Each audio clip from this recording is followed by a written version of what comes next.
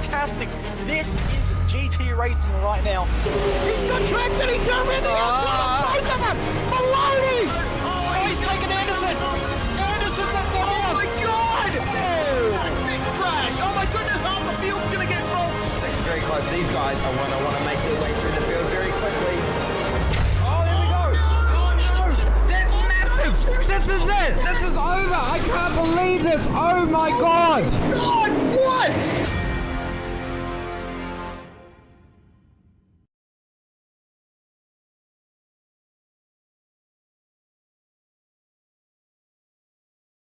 Welcome to SimSpeed TV and welcome to Mount Panorama, the Panorama Drivers Club, a sports car, touring car, single driver endurance series at Australia's most famous racetrack. Qualifying is underway right now before we head towards our 2-hour, 20-minute race this afternoon. We've got a lovely team in the commentary box here for this one. I'm David Haynes. I'm joined by Mr. Lachlan, and I'm also joined by Nick Scaraju. And a fantastic race we have ahead of ourselves, fellas. Good afternoon, David. Mr. Lachlan, I like that for this. I'll tell you what, we were supposed to be having a real-life endurance race at Mount Panorama this weekend in the form of the High-Tech Oils Bathurst 6 Hour. Unfortunately, due to circumstances beyond all of our control, that's not happening, but don't despair because we get to have a multi-class endurance race in the virtual world instead. Very much looking forward to this one. Yeah, Nick, we've got, I believe it's looking like 4 classes of cars for today's race. The fastest is going to be the Porsche Cayman 718 Club Sport GT4, and then it'll be the Audi RS3 LMS TCR car, one that a lot of people will be familiar with, very popular on iRacing as of late. Then the next fastest car is called American Muscle, and that's for the Mustang FR500S. We've also got the Sport class for the Global Mazda MX-5 Cup. Which one of those are you going to have your eyes on, Nick? Which one do you think is going to produce the best racing around this circuit? I love watching the MX-5s. Such close racing, but I'm really excited to see the GT4s head out. I believe this is the first time that they'll be hitting the mountain in Panorama's Drivers Club. We've had a few people from TC1 from the Kias graduate up to the Porsches, so yeah, it'll be great to see. Yeah, exactly. Of course, 2 rather long straights here at Mount Panorama mean that the slipstreaming and the drafting for those Mazda MX-5 Cup cars is pretty significant, keeps them in a close pack, and then the racing across the top of the mountain is where most people choose to set up their camping chair, Lockie. Indeed, and I think one of the intriguing things in this race is classes, and not only that, but all 4 of the different types of the cars in the field, apart from the fact that there's a speed disparity between them, they produce their speeds quite differently. So there'll be some cars that will be really quick up and down the long straights, especially Mountain Straight and Conrod Straight. There'll be other cars that produce a lot more of their speed over the top of the mountain through nimble handling. So traffic management, as always in any sort of multi-class endurance race, will be a big factor, particularly if you're in a class where you're neither the slowest nor the fastest class in the field, because you then have to worry about both passing of the slower cars and being passed by the faster cars. So this is going to be a really, really valuable test of all drivers' racecraft this afternoon. Like we said, qualifying underway right now. Quite overcast conditions out there, so track's looking pretty grippy. Drivers get 1 flying lap, a real shootout format here. We're riding on board, I believe it was Edward Foster, who is on the absolute limit here for his single flying lap. And halfway across the top of the mountain here, you need a 1 lap to be good, but there's also very little room for error on a good day here, let alone in a shootout format, Nick. Yeah, exactly. And even in the practice session, we had a bunch of drivers that had that didn't set a lap time. So it's very easy to clip the wall or drop a wheel off. So trying to get a lap down is, really tricky. Especially because of the way tyre preparation works for a lot of these cars on the most recent version of iRacing's tyre model. did see quite a few of them on their outlap, trying to make sure they got some temperature into those tyres so they could have the confidence on that single flying lap.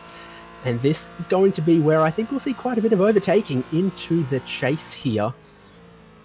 Very, very difficult braking zone in these Porsche GT4 cars, which I've spent a little bit of time driving on iRacing since they came out, and I'm very, very much enjoying them. But they do not have a lot of grip. They do have a lot of straight line speed, so they will be a challenge for our drivers. You see Edward Foster is going to come to the line to put his time on the board. Quite a few other times from our classes also appearing on the timing pylon shortly. So Edward Foster is going to be the fastest time we've seen so far, though. Over a second quicker over Paul Nicholas. So, yeah, very good time there. And he's going to take the entry into the back of the paddock after his flying lap. Taking a look here at Miles Bond, who is on a flying lap. One of the things I'm seeing is that some of the quick drivers in the TCR cars doing a lot better job switching on those tyres than our GT4 competitors, and Miles Bond is exploring a little bit of the grass there, unfortunately. But certainly, when it comes to pushing out one quick lap, the TCR cars are looking a little bit better at it than the GT4 cars. Let's hope that in race conditions they get up to speed a little easier. But you see on the left there, our timing pylon, and I believe most of our TCR class cars should have numbers in the 200 range there. You can see James E. Foster, currently third overall, is one of our TCR cars, so that is a very competitive lap time. The TCR cars, the big challenge, and it'll be particularly prevalent in a single lap shootout qualifying for this one, is getting the rear tyres up to temperature. Because the TCR cars are front wheel drive, the rear tyres don't do a lot of work, and it is quite hard to get them to generate temperature. So that'll be the biggest challenge that the TCR drivers are going to have to face in this qualifying session. Yeah, and a challenge it is in the single lap format that we have here. Only a couple more teams, I should say drivers. This is a single driver event with a 2-hour, 20-minute race. Only a couple of drivers yet to put their time on the board. They still do have time in the session. There was no rush to get out of the pit lane at the opening of the session, but most of the drivers choosing to do it that way anyway. So you see Jonathan Bain puts a time on the board, good enough for 5th in the American muscle class. And this Ford Mustang FR500S, a little bit dated, not necessarily the newest shape of Ford Mustang, but certainly one that's good fun to drive, a real focus on horsepower before grip. We know that the Mustangs are going to be very good up and down the mountain. They might or the handling of some of the lighter and more nimble cars over the top of the mountain, but if you like your performance to come in doses of big horsepower and straight line speed, then the Mustang is definitely the car for you. So 2 minutes left in the session, so there is a couple of those drivers still out there trying to put their time on the board. Final sector here for Lachlan Aquidjo, and through the final corner, a little wide of the apex, but still kept it on the track. And that's, of course, a consideration in this kind of format where any off-track, any excursion onto the grass would invalidate your lap time, and you only get one shot, one opportunity. So Lachlan Aquidjo, they're going to go into 5th place in the sport class, at least for the moment, because it looks like there's a couple more out there waiting to put their time in, Nick. Yeah, exactly. We've still got a few TCR cars that haven't put a lap down yet. A few familiar names like Ira Felberg and Kyle Stevens.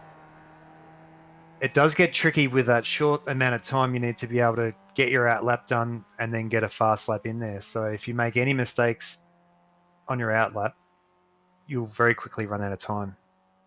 Yeah, we're looking at Dave Oliver, who doesn't look like he's going to have time necessarily to set a qualifying time, but at least in the sport class, you're already the class that's going to be at the back of the grid. If you didn't have a qualifying time, some of the other classes, you might be in a teeny bit more struggle there, but certainly the way the conditions are out there, it does not hurt to just feel how much grip there is with this sort of changeable conditions. We certainly have sunshine in some places, overcast in others. So across the over 2 hours of the race, I wouldn't be surprised if the track temperature does have some swings to it, goes up and down a little bit. So find out where the track is at right now before you have to chase it in the race. does make it very tricky with grid position, even though it is a 2 hour and 20-minute race. It's so grouped together and there's very hard to overtake it in a lot of the mountain.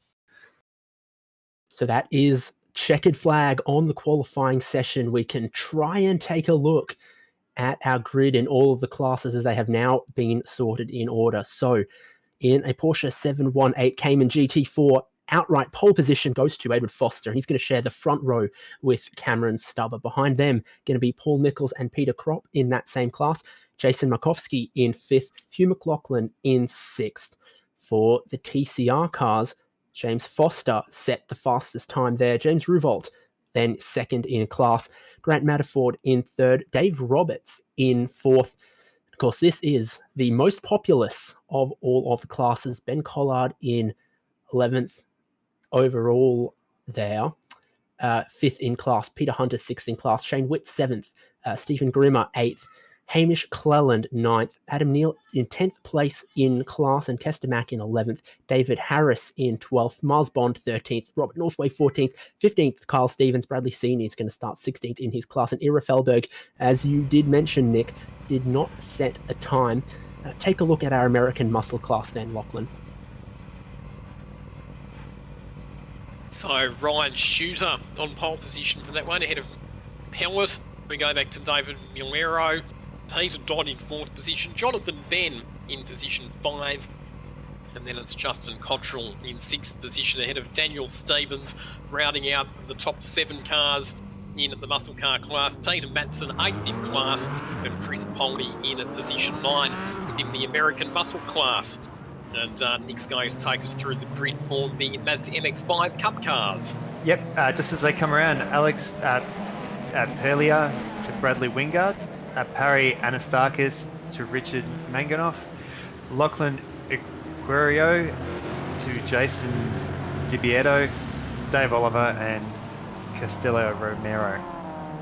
Yep, so that's our full grid for here in Panorama Drivers Club. They come towards the final corner. Pace car is already in. We're about to get underway for 2 hours, 20 minutes of racing. Green flag in the air for our Porsches. They're going to head down, all 6 of them, towards turn 1. Clean for their start. Let's take a look now at the TCR field. So it's a 20-second gap between the classes, and they look really quite close. Oh, yeah, and then here comes American Muscle. Yeah, so not a lot of spacing between our different classes as we come to the start of the race, but there was just enough to keep the different classes separate. We've got one of our sport class competitors definitely getting away into a handsome lead early. Our 6 cars that make up the overall class still in the order they qualified, but very, very close. The slipstream certainly meant something coming up Mountain Straight for the first time, as they can have a little battle for the final position for Hugh McLaughlin and Jason Markowski. Markowski goes back 1 spot. Once again, really, really good to see the effort that a lot of the drivers and teams have put into the presentation of their cars for this event. We've got some very spectacular liveries adorning a lot of the cars in all of the different classes. So well done to everybody for putting so much effort into their presentation of their vehicles. Yeah, pole sitter from every class still has the lead, but in TCR here, there's been just that bit of shuffling about. James Foster and James Ruvolt still 1st and 2nd, but you see pushing very wide. It might have been Dave Roberts there. They're going to battle over Skyline, and normally that would end in catastrophe, but somehow we've made it work. The biggest shuffle around in that field is Dave Roberts got ahead of Grant Matterford for 3rd place at the start of this race, and see a lot of the TCR cars still pretty close together. And I know, Lachlan, you've just seen that the draft can be worth something in the TCR cars as well. It certainly can. It was worth a lot at Phillip Island. It may be worth even Mount Panorama on Conrod Straight. That was a pretty spectacular move from Miles Bond over Skyline as well to grab a position. Miles Bond, a driver who has a lot of real-life racing experience, including the Aussie Racing Car Series, and that was the sort of move that you might see in an Aussie racing car, sending it down the inside over the top of the hill at Skyline. Yep, indeed. We did see another move down towards the chase, and I believe that's Hugh McLaughlin's got ahead of Peter Kropp now. So from the back of his class, Hugh McLaughlin's now moved up to 4th, looking like whatever it takes to warm up the tyres, get them ready and prepared. He's done very, very well to move 2 positions. Unfortunately, Jason Markowski here not doing quite so well and is now coming under some pressure from the TCR class, who look like they've just switched on a bit quicker, Nick. Yeah, that's right. It's a big drag up the straight. Looks like the Porsche will start coming into its own and pull back away from the TCR cars. The TCR cars will need to pit in a bit earlier with a 75% fuel restriction. So there'll be a bit of a strategy, but yeah, he's getting swallowed up very quickly by the Audis. Certainly is. That Porsche can be quite a handful at the start of a race. Very, very twitchy on cold tyres. The TCR cars certainly lose a bit of time to cold tyres, but as we know, you get the tail out a little bit on those, you can kind of pull yourself out of it. The GT4 cars are a lot more difficult to do that at the start of the race. So hopefully, Jason Markowski not doing too badly in sort of mixing up this fight in the TCR cars. You don't want another class car preventing you from battling against drivers in your own class. And you can imagine Dave Roberts will be quite anxious to get past because he doesn't want Grant to get too far ahead. He's just there trying to follow Jason Markowski through. Dave Roberts is into the wall there at the dipper.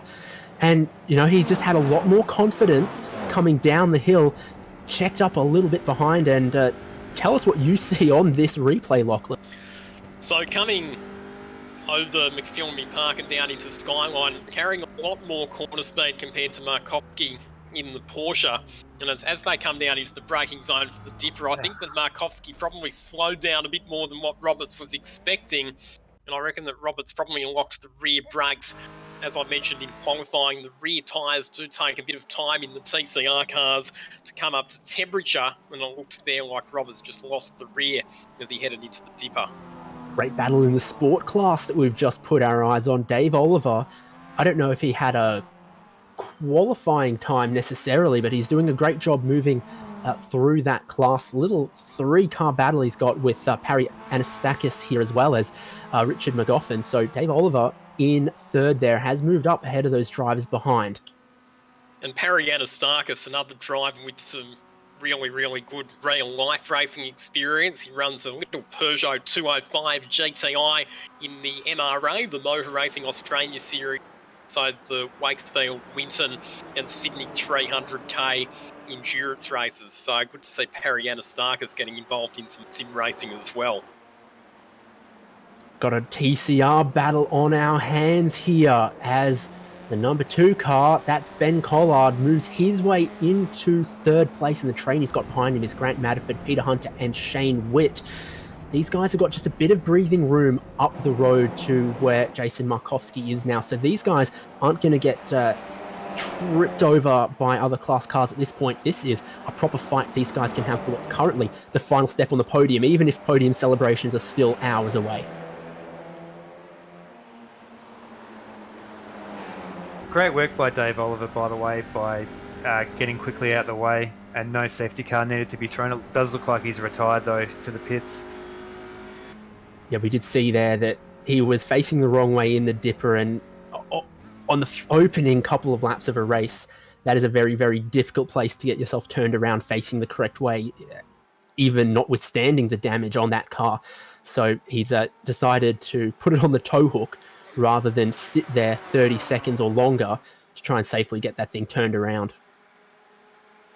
Here's the battle for the outright race lead in the GT4 between Esther and Cameron Stubber. Cameron Stubber showing a pretty good turn of speed at the moment. He was 0.4 per second quicker than Edward Foster on the previous lap, so there's only a few tenths per second separating these 2 front runners at the moment. Yep, certainly is very close, underneath 1 second. They're just starting to pull away from Hugh McLaughlin in 3rd, but it's not going to take much fighting before they fall backwards into his grasp. Here's another battle, taking a look at Miles Bond. We saw his qualifying effort that I'm not sure was as strong as he would have liked. He's up 5 positions in the race so far, though, moving ahead of the likes of Hamish Cleland, who we're just taking a look at, and there's contact. What did you see there, Nick? It looked like Kester maybe dropped a couple of wheels off in the grass coming down into that last corner. Well, we're going to get a modem simulation replay from a different angle here. Kester Mack looking to the inside, tries to get a bit down there, but there's not quite a car to the outside, and I think trying to brake with the tyres on the grass for the green car on the outside sort of speared him back into Kester Mack. It was Hamish Cleland there, and I guess if there's not racing room given, it's difficult for everyone to get cleanly through the corner. Hamish Cleland's done a lot of laps today. He competed in the race at Phillip Island this morning, and tell you what, he was very lucky not to get turned around down there at Murray's Corner. Certainly was a strong recovery. We take a look further up that TCR field, though. Shane Witt is on the back of a train. It's one of our most exciting battles in this class, being led by Ben Collard, and he's trying to size up the driver in front of him. It's almost being broken off into two-car battles here. Oh, that is going to be a very, very nasty incident. Peter Hunter into the wall, spins around, broadside onto the circuit, and it's difficult for others to avoid him. Again, still in a very compromised position, being clipped a couple times sensibly, rolls it back off the racing line, but you know, an incident across the curbs there, we've seen that before.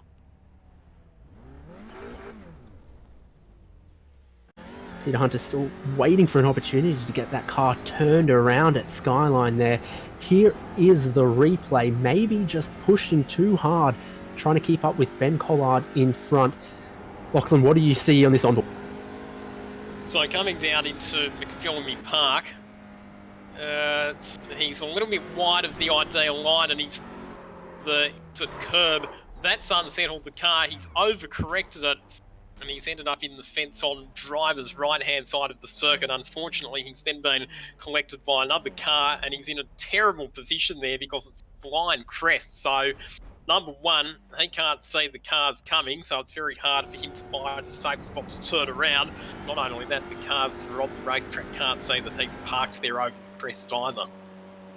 Here's an onboard that's going to be rather scary to watch. You see the driver in front get out of control. Which way do you go? And it's just too late to decide, and that's a lot of damage to both of those cars. We've seen a big shake-up in the TCR field from that, unfortunately, and we started with a lot of TCR cars, unfortunately. It looks like we might lose one or two of them. Grant Matterford is down on the pit lane, and car's looking a bit better now, but certainly it's costly when you're running so well to be involved in an incident like that. Overall battle looking good. Edward Foster and Cameron Stubber, we touched on the battle they were having. Hugh McLaughlin, though, has not fallen behind. He's joined the battle as well. So 3 cars battling for the overall lead right here, and Hugh McLaughlin can see that lead. Just 1 car in front of him.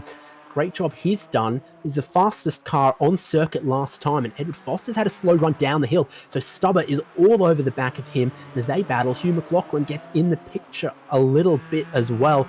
3 cars for our lead, 0.7 of a second, first to third, Nick. Yeah, nice and close down Conrod Straight. Cameron Stubber had an excellent exit out of Forest Elbow, so yeah, in very close in that part of the track. There's 5 rear wing settings for these GT4 cars, and you can crank on a bit of wing if you want, or you can flatten it all the way out to try and have that straight line speed coming down the mountain. And maybe that's a difference we might see, because if you take out that rear wing to maybe be able to pass some people down Conrod Straight, it might be just a little bit sketchy across the top of the mountain. This is a good battle going on in the muscle car class at the moment as well. Chris Pellant, who currently runs in 3rd position in the muscle car class, behind David Miliero, and Ryan Shooter, who currently leads that class. Maybe that's a nickname we're going to have to give him, because it's tough to tell in that font. It's actually David Miller 10, but he sounded a bit more ethnic maybe with that name. But he's in a great battle, regardless how you want to view it. You know, holding on to 2nd place for the moment, but he is punching a bit of a hole in the air for those pursuing American muscle cars behind him of Chris Pellet and Jonathan Bain. So call it what you want. He's doing pretty well for himself.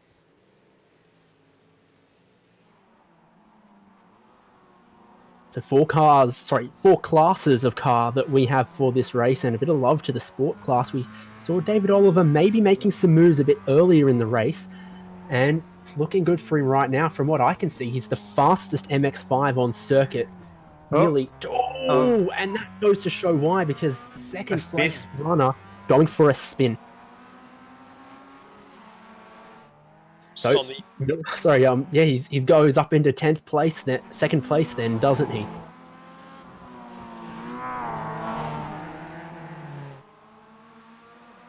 So that was just on the exit of Forest Elbow, and Bradley Guard. Let's have a look here. Did he get contacts from behind, or no? Just lost the rear of the car. Maybe just getting on the power a bit too hard, too early. Yeah, certainly a couple of possibilities. Either the tyres aren't where he wanted them, the rear anti-roll bar you can set to stiffer on that car if you want. Maybe the car was just a little bit too pointy for Brad's liking. But the battle up the front continues to be very, very interesting indeed. And I made the point about the rear wing levels, because certainly does look like Cameron Stubber in second here in the EXG car does well across the top of the mountain, just can't close Edward Foster down Conrod Straight, and now under pressure from Hugh McLaughlin, who gets maybe just a car width to the outside there, gets a bit of the grasp, but both of them keep their cars pointing in the correct direction. I think if you're Edward Foster, you'd like to see this battle in your mirror, because he has the most breathing room he's had in a long time. Yeah, that gap's now being pushed out to just over a second. It's interesting to see Edward Foster runs really wide turning lines, where Cameron Stubbo holds, because not only is he trying to attack from the front, but he's also defending from behind. So as you can see, he takes very shallow lines into all the corners, as you can see right now. Exciting time to be in this class, because we see this battle for second and third where Stubber holds on, but they're starting to catch some of the sport class traffic as well. So hopefully they get by cleanly across the top of the mountain. That is a difficult place to catch some traffic. That's one of the things that we love about multi-class races at Bathurst, whether it's the 12-hour or the 6-hour or any of the other endurance races that have been held at Mount Panorama over the years. The whole traffic management scenario, and the fact that depending on where and when you catch up slower cars, it can quite severely compromise your speed. So hopefully today the drivers can keep it clean and we don't have any incidents with faster and slower cars in different classes getting tangled up. Well, it's been clean for our top three runners so far. TCR, like we said, a lot of them out there, and they're still having some great battles there. I can see a 3-car battle here, a 3-car battle there, a couple 2-car battles in it as well. So those guys are going to have plenty of racing to do today. And in American Muscle, they don't want to be left out either. It's that battle for second place, David Miller and Chris Pellet.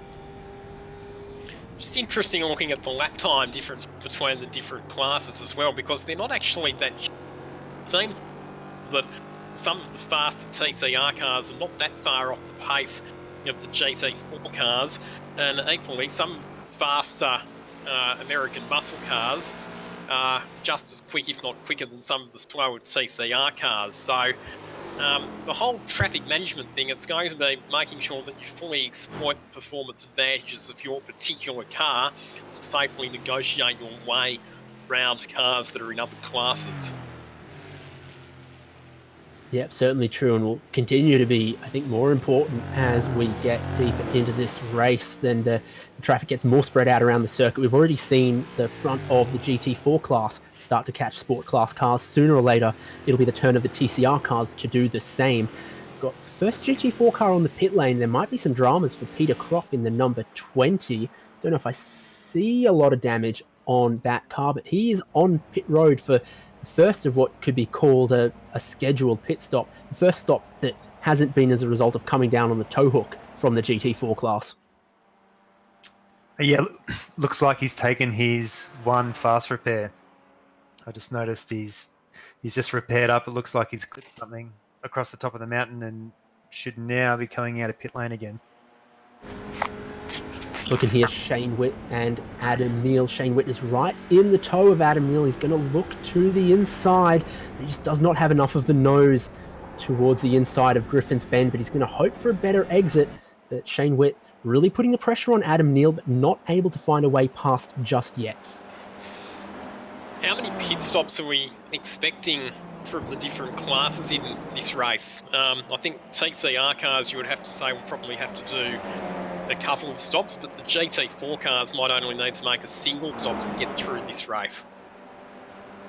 Yeah, it's a very, very good question to be asked. Still some unknowns for that as well with regards to safety cars, virtual safety cars. We've so far avoided having a safety car yet. Of course, that has a big effect on when people might pit, how much fuel they might save, how much fuel they might need to take. So eyes were forward at the GT4 lead, but now we look to Kestemak, who has a lot of damage on his Audi TCR. And where has that come undone? Modem simulation replay is going to tell us. Yeah, it looks like he's just come off at McPhillamy Park. Mostly by himself here. Has it been a case of a little bit too much curb? Oh, it's just understeered a bit wide in the middle of the corner. He's clipped the wall on the outside in a bad way, and that has speared him straight towards the inside wall. A very, very significant amount of damage on the front of that car. Like you mentioned earlier, Nick, a fast repair is available to our competitors. Think of it as a spare car, if you will. Get the car fixed up near immediately, get back out there. But if you're using it this early in the race, you're not leaving yourself much margin for later on. You never want to use that one too early. You only get one get out of jail free. Battle does continue to be very, very exciting indeed. The front of the GT4 class. Cameron Stubber, time and time again, taking that defensive line, and Hugh McLaughlin just can't seem to find a way around despite looking a little bit quicker in places. They'll head up towards the cutting, and that is not an easy place to get by if the driver in front is trying to defend.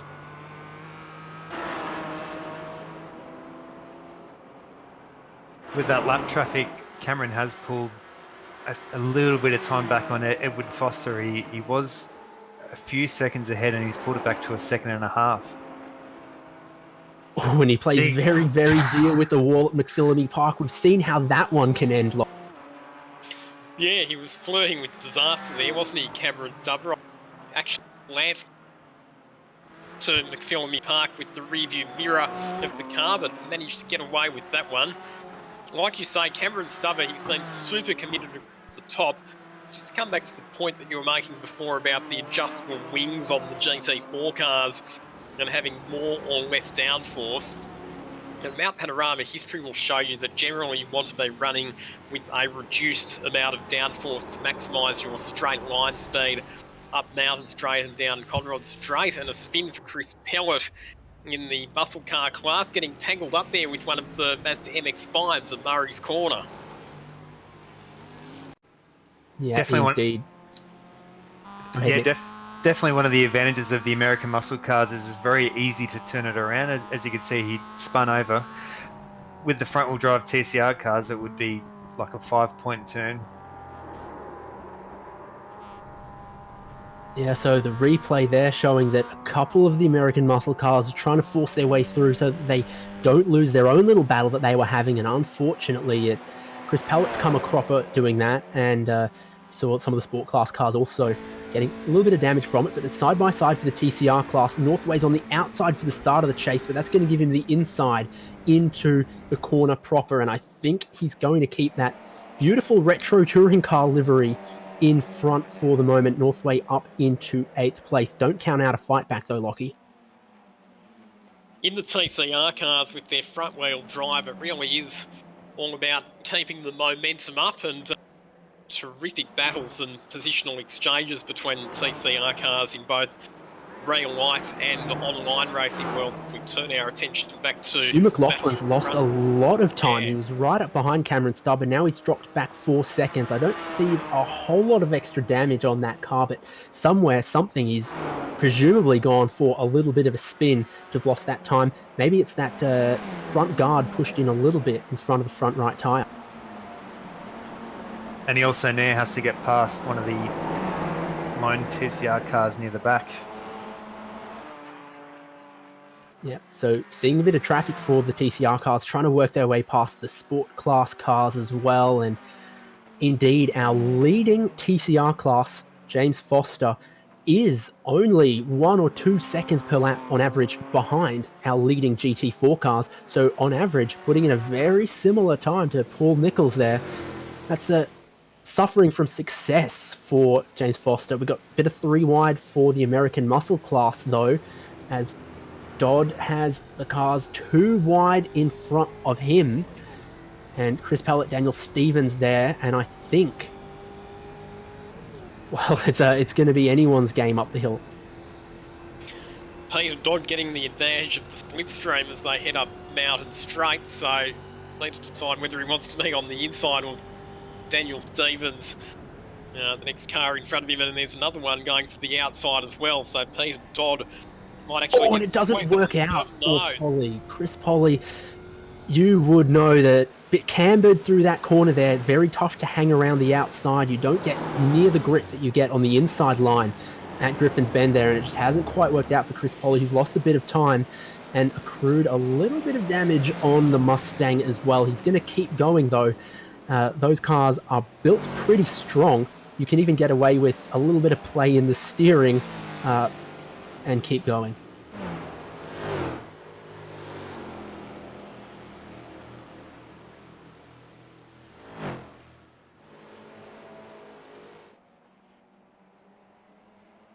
So look now to the TCR class. Kyle Stevens has some work to do if he's going to get past Adam Neal and Miles Bond in front of him. Bond in 4th place.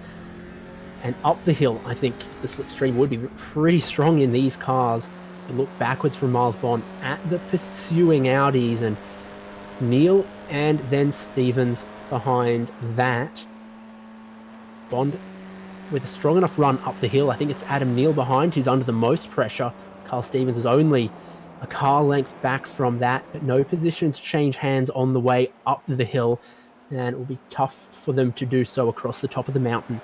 This has been a big drive from Miles Bond because he didn't have a very good run in qualifying, but he's charged his way up toward the front of the TCR field. He's now up to 4th position within that class. We saw some pretty spectacular overtaking manoeuvres from him a bit earlier on in the race, including the one that he made coming over Skyline, and now he's going to be up challenging for a position inside the top 3. Yeah, indeed. I do believe Miles Bond started 14th on the grid in his class, so now running in 4th place does mean he's done a great job dodging some of the incidents that we did see in the TCR class, but also racing pretty well to get his way up there into 4th, but he's not dropping those other drivers behind him. And Carl Stevens, the back of this train, in 6th, started in 16th, so has done an equally good job moving up 10 positions forward up the grid. More of the American muscle on the pit lane though, Nick. Yeah, that's right. We've seemed to have a few of the American muscle cars that have pulled in for the moment. We've got one grabbing tires. Ooh, that was a very close rejoin. Yeah, we've got one of our sport class competitors doing what they can to stay out of people's way, but almost blocking the pit exit there now. Hugh McLaughlin, who is in 3rd in the GT4 division, has to work his way, sort of doing, I'm going to call that the reverse Ricardo Zonta down the inside, 3 wide there, in his pursuit of catching back up to the lead that he was challenging for earlier before he dropped back a little bit. And you can never look away from the TCR class. What a great showing too by Pace Syndicate, their team. Pace Syndicate, of course, hosting today's race. Yep, and their guys get a lot of practice in. So it seems we have a little bit of 2 wide action coming up the hill in the TCR class. Shane Witt's going to be around the outside of, I think it's, might have been Robert Northover. They have to back off a little bit coming into Griffin's Bend because we've seen that it is so challenging to go 2 wide through there, and you don't want to be the driver on the outside. You just run far too much risk with that one. So Miles Bond at the front of this train, taking the defensive line into the cutting, almost parking it on the apex in front of Kyle Stevens, means it's now a 5-car battle for 4th, because I think Shane Witt and Robert Northway have caught this battle, and what a little scrap they are having.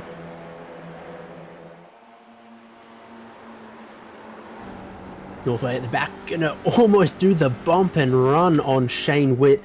Not especially sporting to do that across the top of the mountain, I wouldn't think, but it shows how much pace he's got and how eager he is to get by. A defensive line into Skyline. Normally you wouldn't think you'd need to do that, but from the racing we've seen here, it's the safe way to play it if you don't want someone trying to show their nose down the inside there. We've already seen Northway try to make some moves into the chase. Surely that's what he's going to be setting up, Lockie. All about getting a good exit here from Forest Elbow to maximum speed down the long Conrod Straight. And this is where we'll get a bit of a feel for just how powerful the slipstream effect is down here. Miles Bond actually got a pretty good run out of Forest Elbow, and he's almost managed to break the toe with the cars behind, but you can see that as they make their way down Conrod Straight, they'll all just get closer and closer together as the slipstream. Oh, we've got a move there. Kyle Stevens is going to try and throw it down the inside of Miles Bond, and he is successful. They got very, very close there indeed, but a great late move to the inside from Kyle Stevens. He defends that newly gained position successfully, and in doing so, just checks up this train into, some peak hour traffic like it used to be. A little bit of a move back from Miles Bond, and he's going to try it. Proper stuff for 4th place, but not successful down the inside. Kyle Stevens holds on, but he's got a lot of angry drivers right behind him looking for any opportunity to get on through. And because Kyle Stevens kind of squeezed Miles Bond up onto the curb there at Hill Corner and compromised Miles Bond's exit speed up Mountain Straight, but once again he's able to use the slipstream to advantage and looks back to the inside of Kyle Stevens as they head through Griffin's Bend. He gets a very good run on the run up to the cutting, but we just know how hard it is to overtake through here. Very difficult to run cars too wide. Kyle Stevens will cover off that overtaking opportunity. Really, really impressive racecraft between both of these drivers. Northway also got through on Shane Witt in all of that, so he's moved himself up into 4th in this little train. That's 7th position, and he's still looking very racy now as he sizes up Adam Neal. Nick, what are you making of it? Yeah, such a close battle. They're just coming through Skyline now. I think they'll all have to jump in a single file until they can come back out of Forest Elbow at the other side. It'd be pretty game to try and pull a move. Oh, line, and that might. Oh, how did they avoid catastrophe there? I think that was must have been Miles Bond there, who was well offline into the dirty stuff. Tail was out and somehow managed to gather it up, and we didn't have a bigger incident. I really thought we were going to see a solid pile up there. He then finds a bit of a concrete on the exit of Forest Elbow as well, so really needs to take some deep breaths, get it all sorted back out. It was Northway, Adam Neely found that concrete, so these guys giving it everything, using all of the track and then some, and we've seen that you can't do that forever before the track has its way and bites you. But look at just how much of a margin that Kyle Stevens has been able to clear out as a result of Miles Bond making that mistake on the run down into the dipper. He just got a little bit wide there, Miles Bond, and that was all that Kyle Stevens needed. Being able to open up some breathing space ahead of the cars battling ferociously behind him. We've lost out on some of the battles we had in the other classes earlier, 1st, 2nd, and 3rd in GT4 as well, and truly spread out, and some of those American muscle battles have been sort of punctured and separated by the pit stops that we've seen. So that TCR battle, a great battle in its own right, and one of the best battles that we are watching.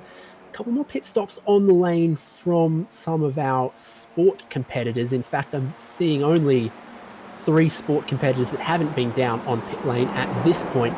So we'll see how some of that shakes out if those drivers resume and then maybe work their way back up through the order as other drivers have to pit. This is a cracking scrap that we've got. Kyle Stevens thought he was going to get away from Miles Bond, but the slipstream is just too powerful around here. Miles Bond is back underneath the rear wing of 4th place man Kyle Stevens. Adam Neal and Robert Northway are in the picture as well. Fortunately, Shane Witt has maybe just dropped back out of the pack now to the slipstream range. So a 4-car battle, only 4 cars in a very, very close fight. Miles Bond's done a good job of recovering from that mistake that he made on the previous lap, and he's managed to reel back in most of the ground that he lost to Kyle Stevens. So Miles Bond on a bit of a recovery mission. Again, just runs a little bit wide through the dipper, not quite as wide as he ran on the previous lap, but I think he still probably lost a fraction of a second there, just being slightly off the ideal racing line. And right behind the battle continues between Neil and Northway.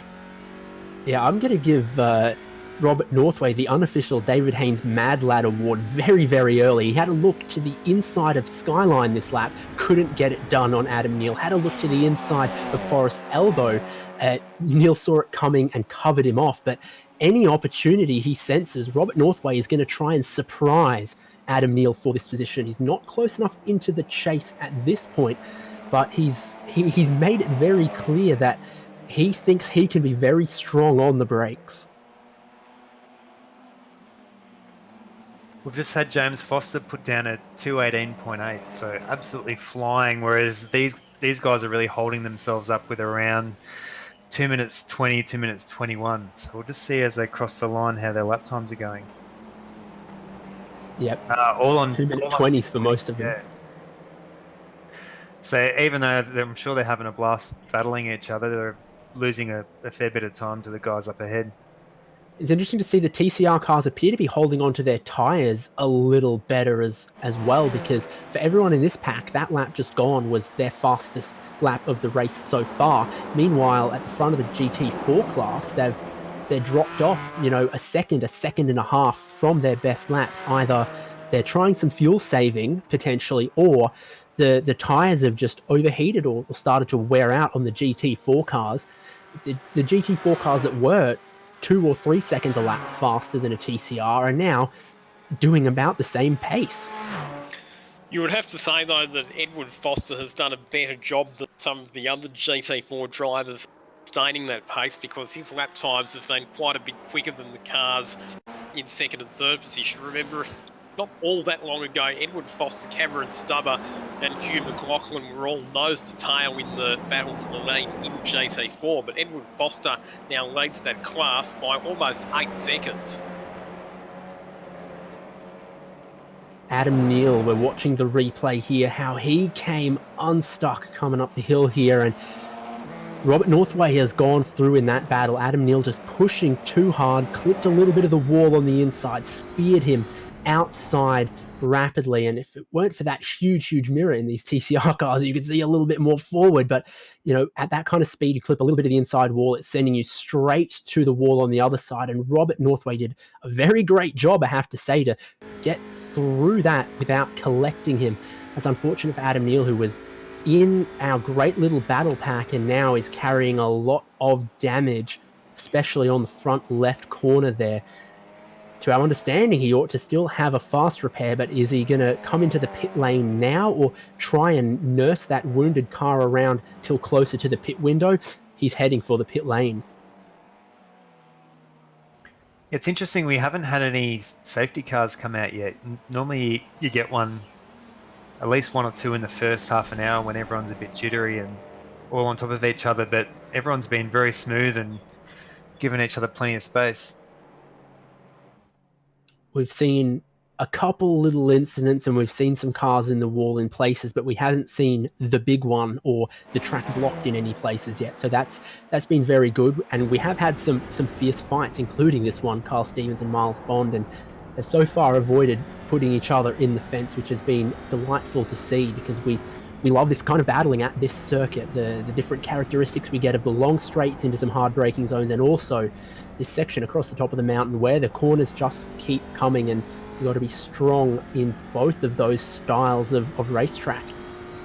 Probably worth mentioning as well, guys, that this series, the Panorama Drivers Club, is very much targeted at, let's call them the recreational sim racers, the people who like to have a play on their sim for a bit of fun rather than more serious professional type drivers. So really it is about showing a lot of respect and racing room for one another rather than pulling out all stops to try and, win at all costs, if you know what I mean. Yeah, certainly. And to that, there's also some different divisions within the classes and different license rankings and such. So anyone coming into this championship and this drivers club, if you want to call it that, as they do, you know, find someone to race and hopefully find some clean racing as well. It's closed up a little bit for second and third in the GT4 class, which is second and third overall as well. Hugh McLaughlin's gotten a bit of the pace back underneath him. He was in fact the fastest GT4 car on the last lap. He was about 0.6 of a second faster than Cameron Stubber, so he is closing Stubber back in for second place. Stubber's going to have a bit of traffic though, and you see he gives the flash of the headlights to let them know he's coming through. This contest is continuing between Kyle Stevens and Miles Bond. This has been a ripper race between these two. They've been pretty much nose to tail for a number of laps in succession now. We've seen one of them make a mistake and the other one gets a bit of an advantage and then it reverses. Miles Bonding lost a bit of time to Kyle Stevens a couple of laps ago, but he's closed right in onto the back of Kyle Stevens as they head out of Hill Corner and up Mountain Straight. Once again, he'll get to enjoy the benefit of the very powerful slipstream, and Robert Northway not very far behind those two now either, as Miles Bond pulls to the inside of Kyle Stevens, and he will draw alongside as they head into Griffin's Bend. They'll be side by side, with Stevens trying to hang tough around the outside but falling foul with that reverse camber on the exit and running out of road. Can he maintain the overlap though? They'll still be side by side on the run up into the cutting. Really good hard racing between those two. We've got a Mazda MX-5 that has spun through the cutting. Thankfully, our TCR drivers managed to avoid that car. Kyle Stevens holds onto the position, but it's Bradley Wingard there, who is currently sitting in third position in the sport class for the MX-5 Cup cars, who has come a cropper at the cutting. Yeah, so this is just in front of the battle we were watching. So replay on your screen for modem simulation here, and I think just a wide offline, and that tail has not been happy for him in this race. He does in fact get collected by Robert Northway, so a bit of damage on the front of Robert Northway's car as well. All that excitement happening right in front of the battle that we had our eyes on.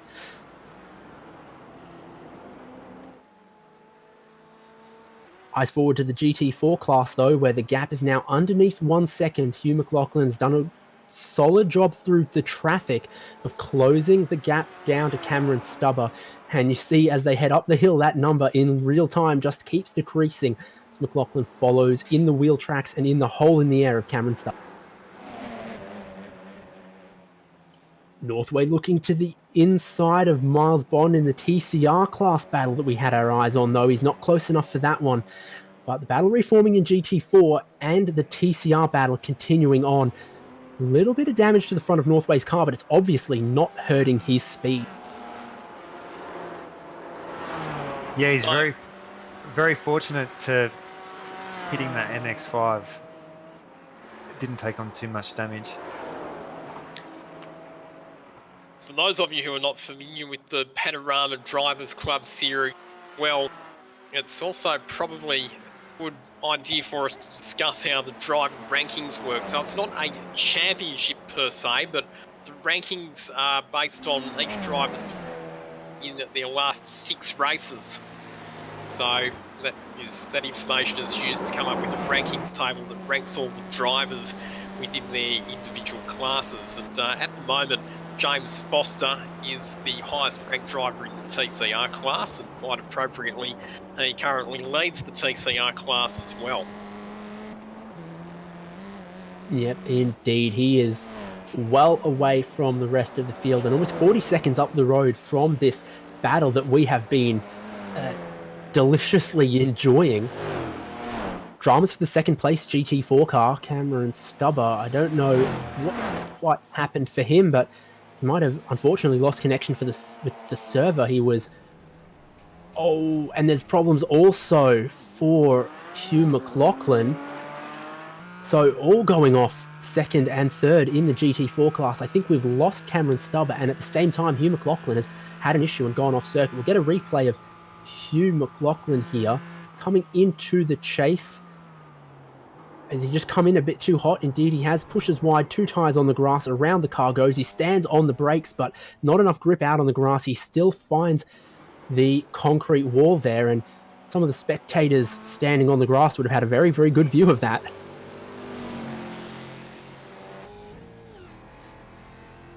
So Hugh McLaughlin has copped some damage as a result of that one, and he's had to come back into the pits for some attention to his Porsche Cayman GT4 car.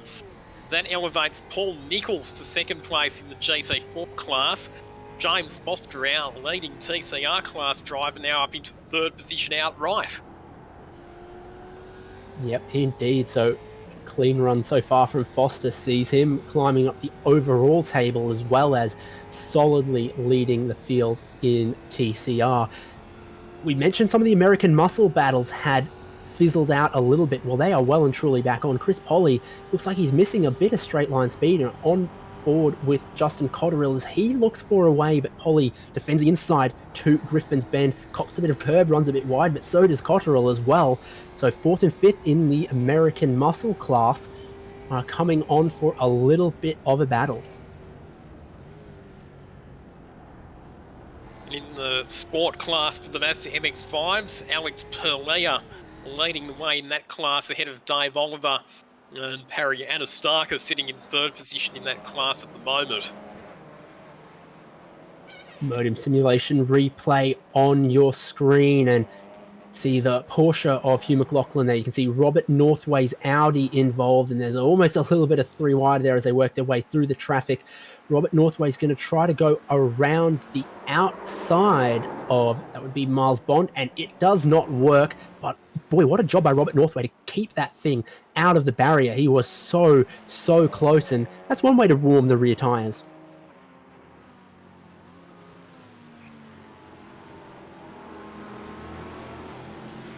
So forward to another battle in our American muscle. It's Peter Dodd and Chris Polly. Justin Cotterill still in this picture as well, so they're all closing up on each other in their Mustang Club races. They work through a little bit of the traffic. Peter Dodd is not going to be under too much pressure just yet from Chris Polly.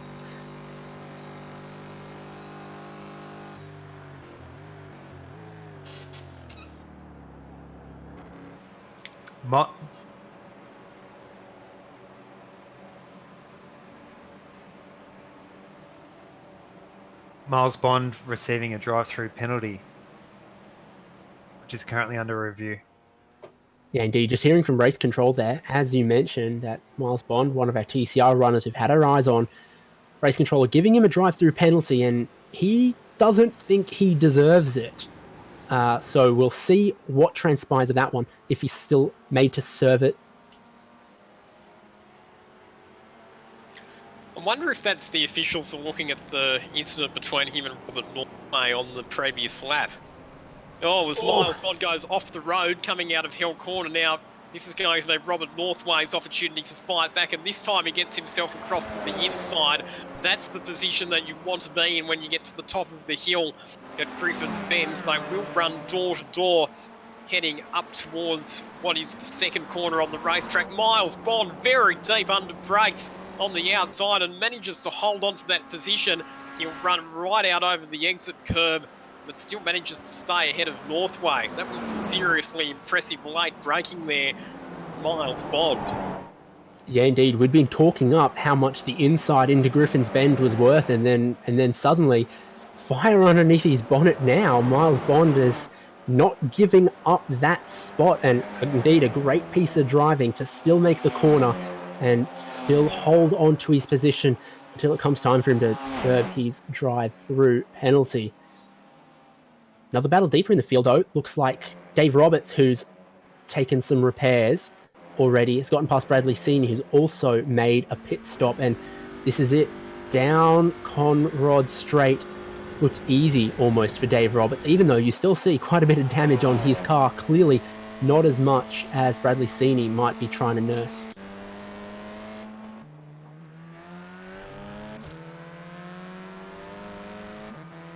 So you mentioned there that Miles Bond didn't agree with the penalty that had been handed out to him and wanted it reviewed. Does that surprise you at all, that a racing driver doesn't agree with the penalty that's been imposed on them? Oh, well, I think Nick can give an opinion on that one. As he was discussing it, yeah, he did go a little bit wide on Hell Corner, so he might have been slightly distracted by it. We'll see if he pulls in now anyways as he comes through the chase. And the pit entry is just coming up. And no, he is staying out. Yeah, so he definitely didn't think he was guilty. It was lap 7 or 8, so a little while ago in this race. Yeah. I'm not sure if we caught the particular incident there, but interesting one situation he finds himself in now with the car right behind him is for position. One of the GT4 cars, Hugh McLaughlin, we saw his adventures. It's put him back into the TCR field, and he's trying to, in effect, get position back off Miles Bond. So, for position between GT4 and TCR cars, such as how close their pace can be around this circuit.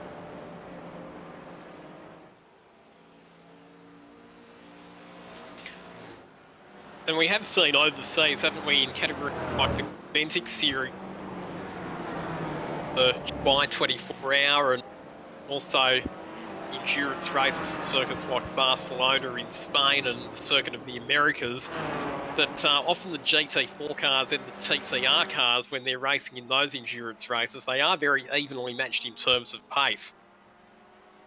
Also seen in IMSA Michelin Pilot Challenge that once there's a bit of a sprinkling of rain, the TCR cars can certainly be faster outright than the GT4 cars.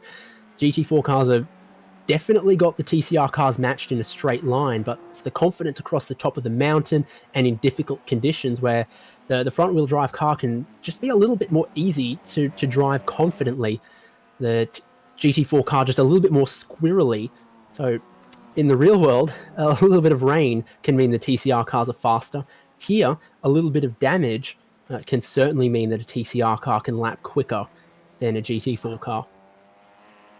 Just added some information come in about Cameron Stubber. So yeah, he's just had a technical issue and reset his PC, which is a real shame because he was right up there. And yeah, Panorama's Drivers Club only comes around once a month, and I'm sure he'd be pretty bummed out about losing his spot.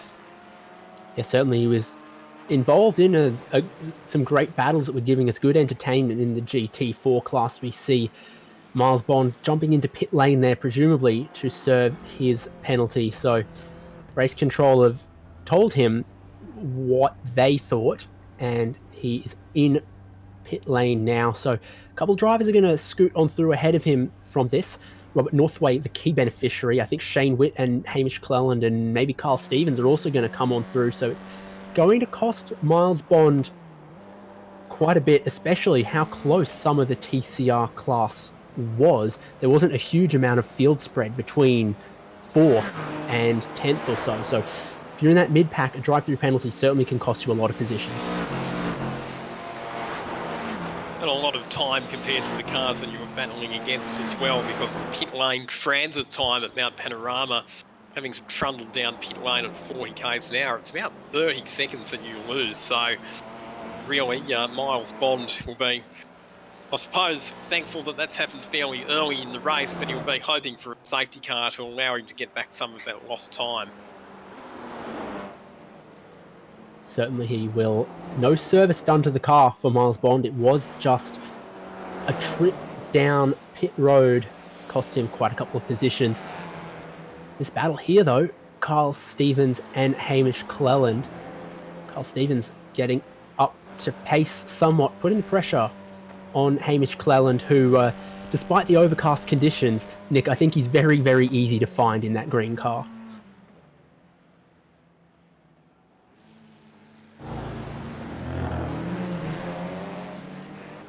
Yeah, Well, Hamish with that very bright paint job.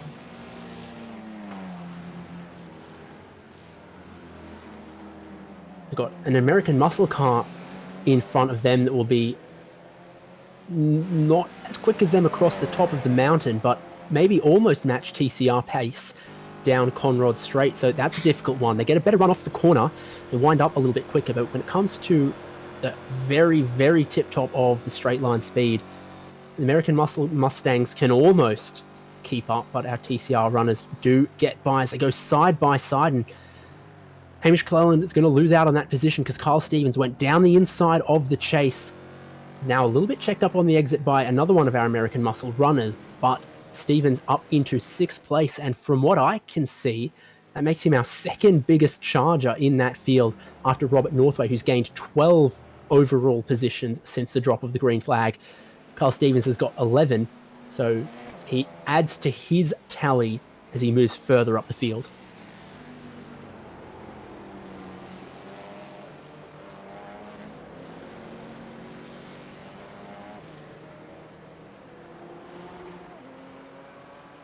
A lot of traffic on Mountain Straight there. But we switch to Cameron Stubber, who we mentioned the problems that he had.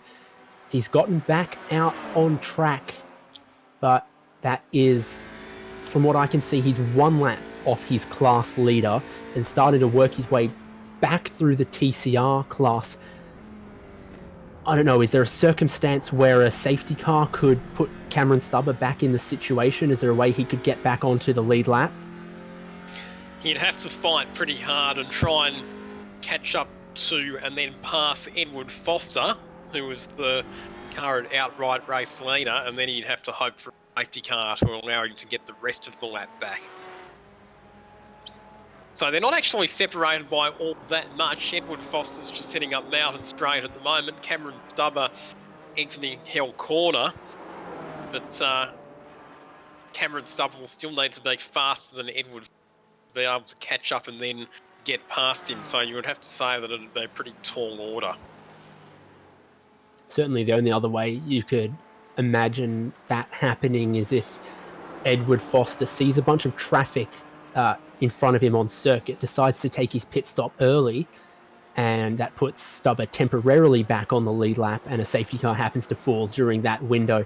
So if you're Stubber, I think you stay out as long as you can, because that's your best hope of getting back in the fight, because unfortunately we had 6 GT4 cars start this race. He's currently running 6th of those cars.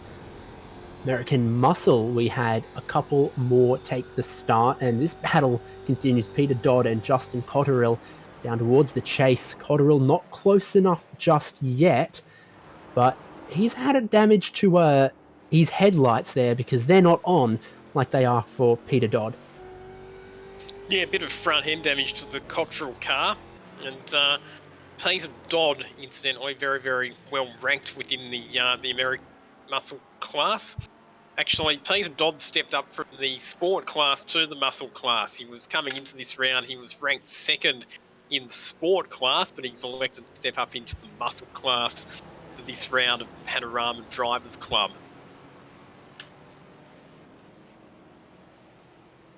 Stays pretty level for these two competitors. You can see up the road in front of them 1 or 2 sport cars that they're going to need to lap eventually, but you know, you're sort of the middle child in this class, aren't you? You've got the TCR cars and the GT4 cars trying to put a lap on you, and you've got those MX-5s in the sport class that you need to lap. I think the thing that helps most, though, is that through the corners, the MX-5s and the Mustangs are a very similar speed. It's in the straight line where the Mustang has slightly longer legs, so I guess they're doing most of their catching in the same places that they can do their passing.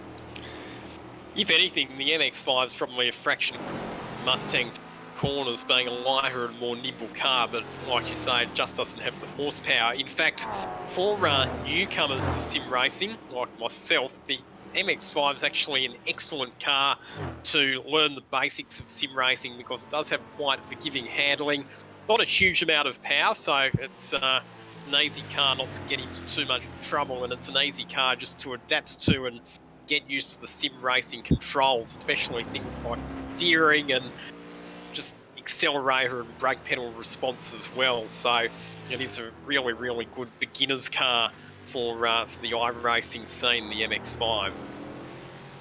And Dodd did get checked up just a little bit by one of those sport class cars coming towards Skyline, but then good sportsmanship let our 2 racing pair here on through, and Dodd didn't lose a spot to Cotterill, but did lose a little bit of time then in the second half of the mountain there, and coming down through the S's and Forest Elbow. Dodd managed to pull a little bit more time, but right behind them, we were watching the battle for 4th and 5th. Now we look at the battle of 6th and 7th. it's all heating up if you're driving a Mustang, and Jonathan Bain has already made a 20-second pit stop in this race. Peter Matson in front hasn't, so you would assume that Bain is working his way back up through the field after that pit stop and looking to get this move done sooner rather than later, because eventually Matson will have to pit and Bain will cycle back on through, but at the moment he's put himself back into traffic and he's losing time every lap, every corner that he can't get on by. I could say there that Jonathan Bain was quite aggressive on the curb coming through the chase. He had the car up on two wheels as he exited the chase. He gets a really good run through Murray's corner, get up the inside here coming out of Hill Corner. So Jonathan Bain makes up the position there on Matson. Yeah, good racing and a move that we thought might have been a little inevitable, but it's happened sooner than it might otherwise have done so. In that sport class, though, Dave Oliver is closing the gap down for the lead. It was a couple more seconds than it is now. Oliver pulled 2.5 tenths out on this lap just gone and had done a little bit more on some of the previous laps. He can look just up the hill, and the next car he sees is the leader of his class. So Dave Oliver has everything to fight for here, and he's the fastest of his class out there. Plenty of traffic coming underneath that Petters Bridge, though. And Dave Oliver's involved in motorsports photography in the rail world, so I could see him having a play tonight as well. We've seen him competing in Just Send It iRacing series on Tuesday nights as well. And the interesting thing there is those two leading Mazda MX-5s are a lap ahead of the third place car in the sports class of Perry Anastakis. As we ride on board with Hugh McLaughlin, we saw him having contact with another car at the chase a bit earlier on, and has McLaughlin got into some more trouble here, under brakes into the chase? No, looks like it was just a good passing manoeuvre there for Hugh McLaughlin on another one of the cars in the GT4 class. Yep, a pass for position. Jason Markowski didn't really fight that one too hard. You might know that's not his battle. McLaughlin's made a pit stop for repairs and presumably a bit of fuel.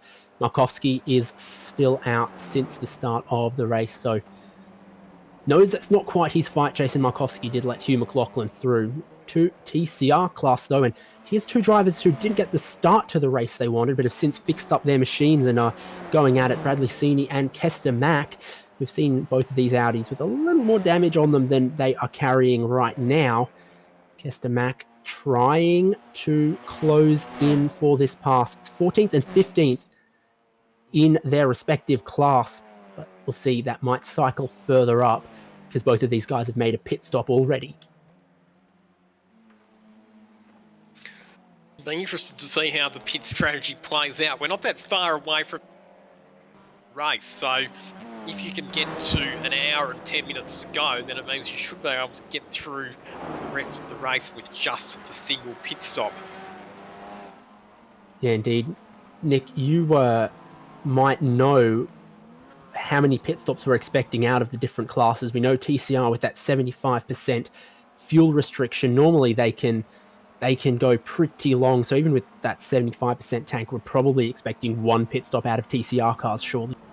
Yeah, so you can mathematically, especially for the GT4 American Muscle and the Sport class, you can get by on just one stop, but your tire degradation is really high. So it's that gamble, and especially over a 2-hour race, whether or not it's worth just taking the extra stop. Unfortunately, there's really been no strategy as of yet because we haven't had any safety cars, but I do feel that we'll get some later on. But yeah, I'm quite surprised to not see any of the TCRs come in because they'll start to get pretty light on fuel, I would think, right about now. I know that the Sport and American Muscle can usually go around an hour and a half. So I know, yeah, we're just over an hour racing now. So I reckon in the next 15, 20 minutes, we'll start to see cars come in if we don't get another safety car. Yeah, indeed. Updates to iRacing's version of the Audi RS3 LMS a couple of weeks ago made it slightly less thirsty than it used to be. It goes a little longer than it previously did. Might be one of the reasons for limiting the tank to 75%.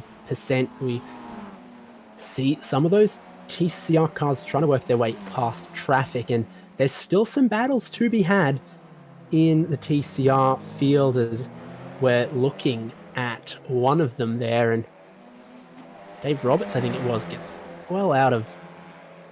Bradley Senior gets well out of the way, but we certainly had the battle here. David Harris dropping back a little bit as Ira Felberg and Stephen Grimmer certainly went on through. Some of these guys going a lap down to James Foster.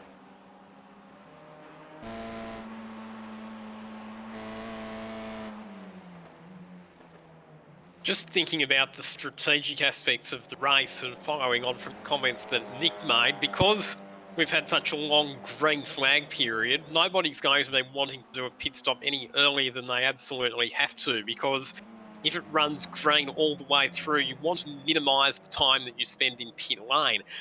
If we'd had safety cars, some people might have gambled on an earlier pit stop, because even if they had to make a second stop a bit later on, it doesn't hurt them so much if they can take one of their stops under safety car. But definitely, the more green running you've got, the fewer pit stops you want to be making.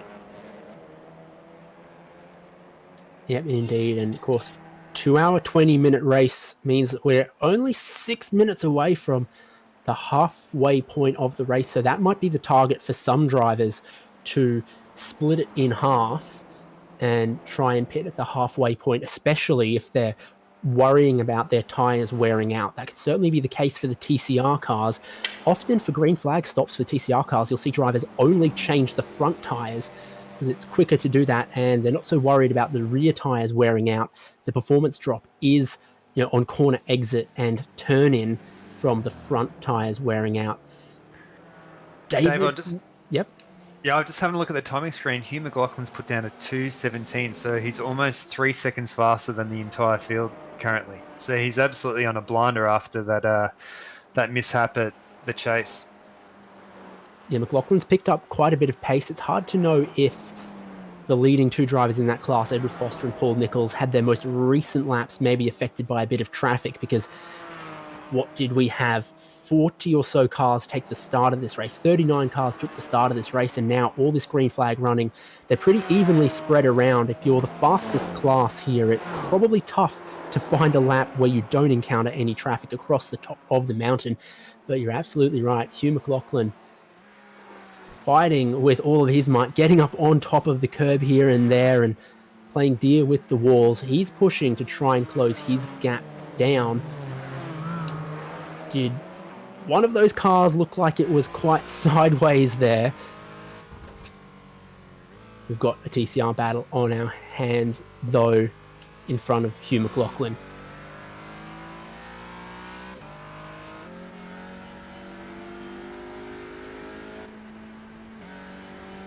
So it's Kester Mack trying to size up Bradley Seeney, and I assume Hugh McLaughlin going to come past these guys on the right-hand side shortly, and more dramas for Cameron Stubber. A difficult day becomes a little bit worse. A spin there in turn one. We look back, the battle Senior and Kester Mack. Senior's going to hold on to that one, but Cameron Stubber, technical problems become yet more problems for him. While we looked away, Hugh McLaughlin did put these guys a lap down, and Senior gets all sorts of wobbly and bouncing across the curbs towards the start-finish line, but not enough for Kester Mack to be able to make a move. Just looking in sport class, we've seen Dave Oliver has just fallen about another second and a half back from Alex Perlia. It's a bit of a shame. Usually the sport class put on a pretty close showing, but they're quite spread out with only 2 cars on the lead lap of their class. This is technically a battle for position between a GT4 car and a TCR car here. Peter Kropp trying to move his way back up a little bit and gaining positions off TCR cars. Kropp is 5th in his class, and Shane Witt is 5th in his, but overall occupying the same bit of tarmac for the moment. Just to come back to a point there that Nick was making as well, close battles, sport class. Well, the thing is that a lot of the drivers who have been racing in sport class have moved up to the other classes. So Peter Crop, who is actually currently the highest ranked driver in the sport class, he's moved up, hasn't he, into the GT4 class. So that's why he's no longer part of the sport class. Peter Dodd, he's moved up, and so too has Hugh McLaughlin. So a few of the front runners from the sport class have moved up to other classes. But I think that's one of the good things, isn't it, about this Panorama Racing Drivers Club series? It does give you the opportunity to progress your way up through the classes. So you can start off in the sport class in the Mazda MX-5, and then once you get a handle on how to drive that, you can move up to a more powerful car. And certainly you'd expect that would be another factor encouraging some clean and respectful racing out there. If you've got to get some laps and some clean races under your belt before moving up to maybe the class you more desired to drive, with drivers joining, hopefully with a longer term focus on what they want to do in this series, you do certainly hope that that would also, in its own way, promote some cleaner driving, drivers who don't just show up for one race. They come here because they want to stick it out, and also need to make sure they drive cleanly if they're going to move up their license and into maybe the car they more thought they were going to drive. Yeah, and I think you would have to say that one would side the driving standards that we've seen so far this afternoon have generally been pretty good from everyone. We've seen, particularly when the faster cars have been coming through to laps on the slower cars, there's been a lot of respect shown between one another. It definitely shows you how the pace transfers over. Like both Peter Crop, Peter Dodd, and Hugh McLaughlin have all been very competitive in the sport class, and seeing that pace translate with Hugh McLaughlin in the GT4 class is very, very quick at the moment. Again, Pit lane hotting up. Sorry to jump across you there, but pit lane starting to hot up with the TCR class, and you have to imagine that by the time those two cars of Miles Bond and Carl Stevens have had their service complete and roll back out on track, we will be in the second half of this race. So if those drivers were worried about tyre longevity, the best way to do it is split the race evenly in half and take your pit stop at halfway. So Peter Crop, Miles Bond and Carl Stevens are on the lane. The rest of your TCR field are going to carry on though. Yeah, you're 100% right in regards to that. So the best way you want to split the tyre wear evenly between two sets of tyres is to pit right on a halfway, and it looks like that's what a lot of the drivers are electing to do. But just to complete the point, the thing about the MX-5 as well is because it is a lesser powered car, it does teach you how to drive smoothly and how to maximise the performance. So if you can master the best way to maximise the performance of an MX-5, chances are you're going to be pretty competitive when you step up into something a bit more powerful.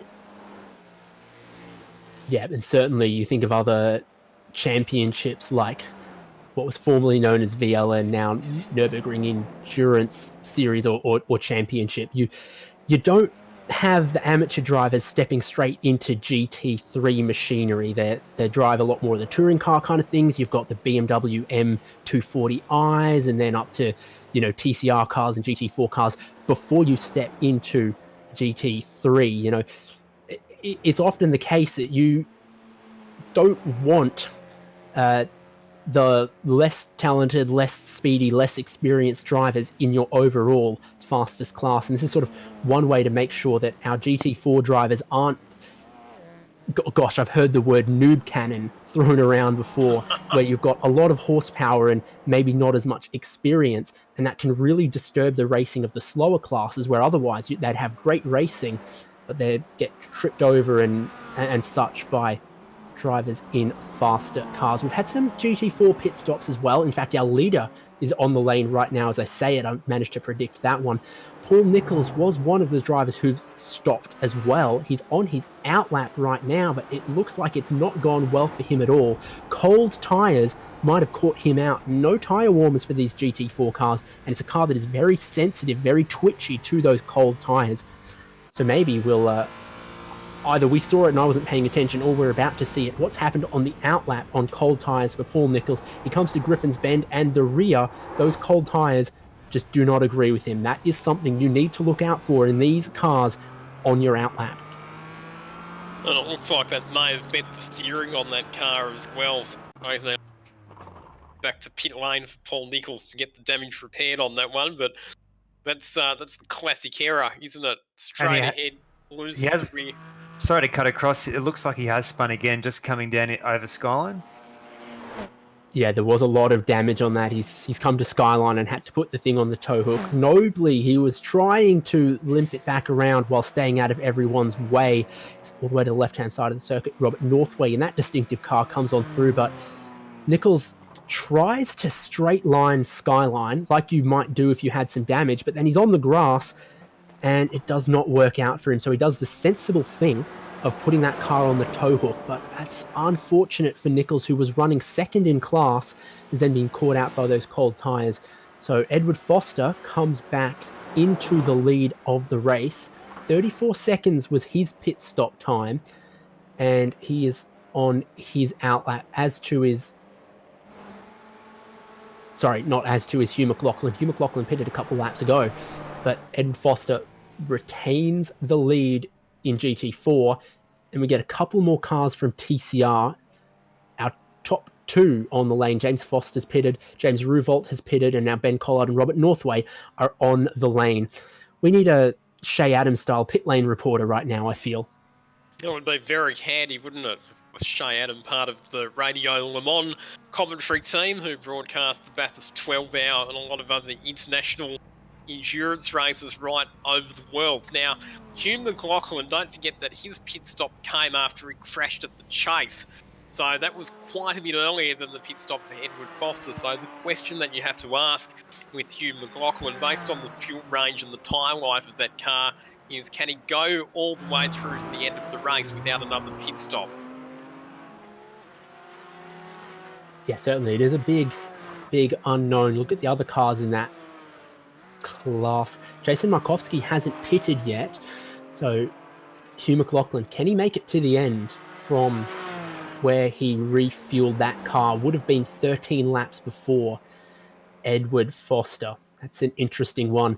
But after all the pit stops for the TCR class, it's gotten closer at the lead. James Foster had quite a significant lead, but now James Ruvolt is a little bit closer.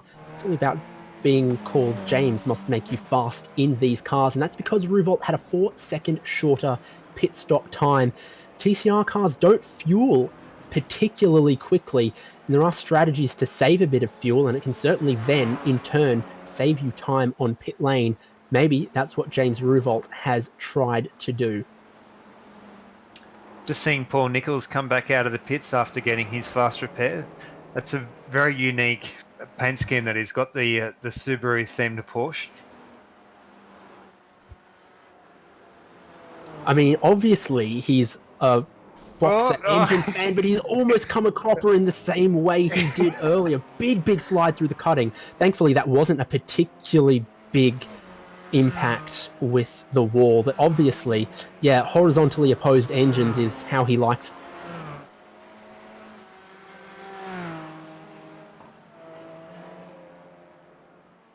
That looks like it hasn't been much damage for him, and he continues on there, but it would have been a bit of a scare. The cutting is obviously a place where there's concrete walls very close on both sides, and he's managed to come away with only a little bit of a graze. Yet more cars on the pit lane. You see a couple TCR cars up on the jacks there, and also I believe we had Peter Kropp in there as well, but from the lead of American Muscle, David Miliero Miller is going to come in onto the lane. That's what you're always going to call him from now on, isn't it? Oh, we'll have to get an opinion from David Miller later on if it's an acceptable nickname, but in my mind it's certainly stuck, and it hasn't held him back on the circuit. So he is leading the race as he came onto the pit lane. I might check up with him a little bit later, but I'm seeing just about everyone from your TCR class has made a pit stop. So the battles we see out on track are true battles for position. We were looking at Miles Bond and Shane Witt there. I think Shane Witt fell backwards because he was on his outlap, tyres still a little bit cold, and Miles Bond was fully up to speed. That's one thing to keep in mind when you make your pit stop, is you're kind of vulnerable for the first couple laps immediately after. Dramas for Chris Polly, though. That's just on the exit of McPhillamy Park there, so it looks like he might have gone wide at the McPhillamy Park gravel trap. In fact, he was actually a bit slow. Oh no, and he's come into contact with one of the TCR cars, and both of them have gone off. That's James Foster, our TCR class leader, gets tangled up with one of the American muscle car class cars and ends up rotating at quite high speed backwards off the circuit into the McPhillamy Park gravel trap. And the question that you have to ask there is, what sort of damage will that have done to his car? That's an interesting one there. I'm sure if you were James Foster, you thought you were being given the corner because the Mustang was to the inside, maybe rolling out of the throttle a little bit. The TCR car, big splitter on it, proper slick racing tyres and a bigger wing, is much quicker through the corners across the top of the mountain than the road-based, far more road-based Mustang is. And Foster's gone around the outside there, thought he was being given the corner, as inadvertently squeezed down and made a bit of contact. He's managed to keep that car going somehow, I think by going backwards into the tyre barrier. He's not hit any of the corners of the car, maybe gotten away with damaging the suspension. However, he has lost the lead in the TCR class, so James now moved into third position outright and first in the TCR class. Yeah, so it has been very, very costly in that way, and I think he will be carrying a little bit of damage from that potentially. And it's come at a very unfortunate time where he's only just made his pit stop. So now if the damage does require repairs, he's going to have to make an additional pit stop rather than bundle it into his regular sort of scheduled pit stop there. You know, there's never a good time to have an accident, but if it happens in the second half of the track right before you were already planning a pit stop, then you can kind of make the best of a bad situation. But unfortunately, you know, where it was the amount of time he lost in the incident and just the timing in the race of when it's happened, gosh, he'll be hoping there isn't too much damage and he can continue. Just having a look at the pit stop scenario. So according to timing, there's only a few cars in the field that are yet to pit, and in fact Peter Dodd looks like he's just about to head into the pits now in the American muscle class to take his pit stop. Indeed, he has. Justin Cottrell has just come in for a pit stop as well. So, by my reckoning, the only car that's yet to pit at this stage is this car on screen, Alex Perlea, the leader of the sport class in the Mazda MX-5. He currently leads that class by a bit over 2 minutes ahead of David Oliver, but he does still have to come in, Alex Perlea, and take a pit stop. Yeah, indeed. Of course, that Mazda inline 4 motor, the least thirsty of all of the motors across our different class. Perlea taking that economy to his advantage. Only driver yet to pit, as you rightly said, now within the final hour of the race.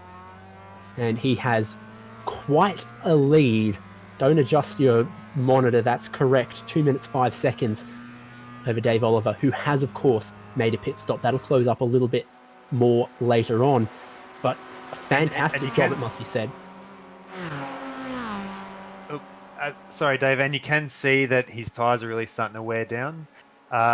He was approximately 3 seconds slower than Dave Oliver on the last lap, so yeah, you would think that he'd be wanting to get in pretty soon. Looks like Sini in his TCR car off the road in the chase there. That's one that's very easy to spot rain, hail, or shine as well. Doesn't look like any damage to him. He continues as we get the pit lane entry camera on board Perlea to, gosh, what's our SimSpeed term? Cleanse the field. He's going to come down onto the pit lane. Solid lead he has.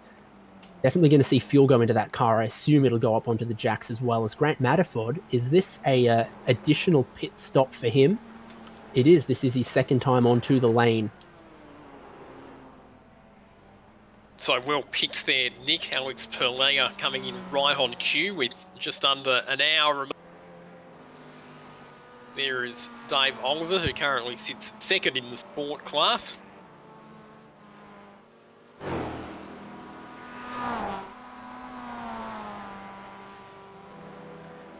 The MX-5s take a bit longer with their pit stops compared to some of the other classes because David Oliver lost a massive amount of time when he came in for his pit stop earlier on. Oliver stopped 1 minute 44, we're hearing. So I'm not sure what would have caused that if he needed to leave his rig for some reason, or if he didn't use his fast repair. Not sure, but Alex Perlea, service done 1 minute 4 seconds for him. I think that's pretty much full service. Of course, these cars don't fuel with a full fuel rig. It's sort of more like a guy with a jug, so it can take a little while to fuel the MX-5. Yeah, it's not a dry brake refueling system like you would have with the TCR cars or the GC4 cars, for example, which are obviously set up for endurance racing. And we're hearing that there's been an incident here with Kyle Stevens in one of the TCR cars. He and Miles Bond have been battling all afternoon, but Cini was around already, and Kyle Stevens absolutely nowhere to go. I don't know if there was some dramas for Cini, because I did mention he was off track in the chase. Now he's the wrong way at the dipper. Kyle Stevens gets tangled up in it, and that is going to cause our first virtual safety car of the race because of this pile up in the dipper. That is going to certainly have some kind of an effect. Nick, what does a virtual safety car mean in Panorama Drivers Club? Yeah, they will be getting all the classes bunching up together. Yeah, just looking at Bradley Cini's car, just crabbing away. It'll be interesting to see what race control thinks of that. They're very strong about cars blocking the road through the dipper. It's so narrow and so blind. Yeah, you could just see it was an accident waiting to happen. So Edward Foster is then your leader in GT4. TCR is being led by James Ruvold after that incident for James Foster. David Miller leading American Muscle, and Alex Perlea leading the sport class. We're going to take this opportunity with the virtual safety car to take a little break here on SimSpeed coverage of Panorama Drivers Club. And we'll be back when racing resumes shortly.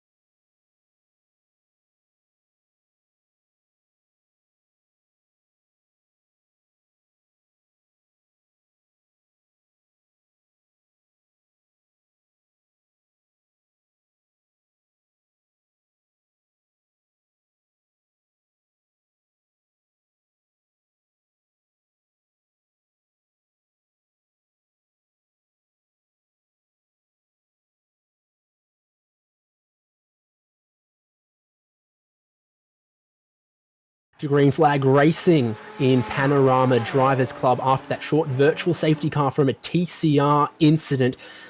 Well, I think the biggest change from that virtual safety car is if you were any of the TCR drivers who pitted just before the halfway point of the race, that would have saved you quite a bit of fuel at pit lane speeds as the clock continued to tick down. Drivers will have saved just a little bit of fuel, and that might assuage some concerns. But we are back racing, and racing indeed they are in the TCR class. As we look here, Kyle Stevens in 5th, Shane Witt in 6th, runs a little bit wide, and Robert Northway is going to take advantage of that, Lockie.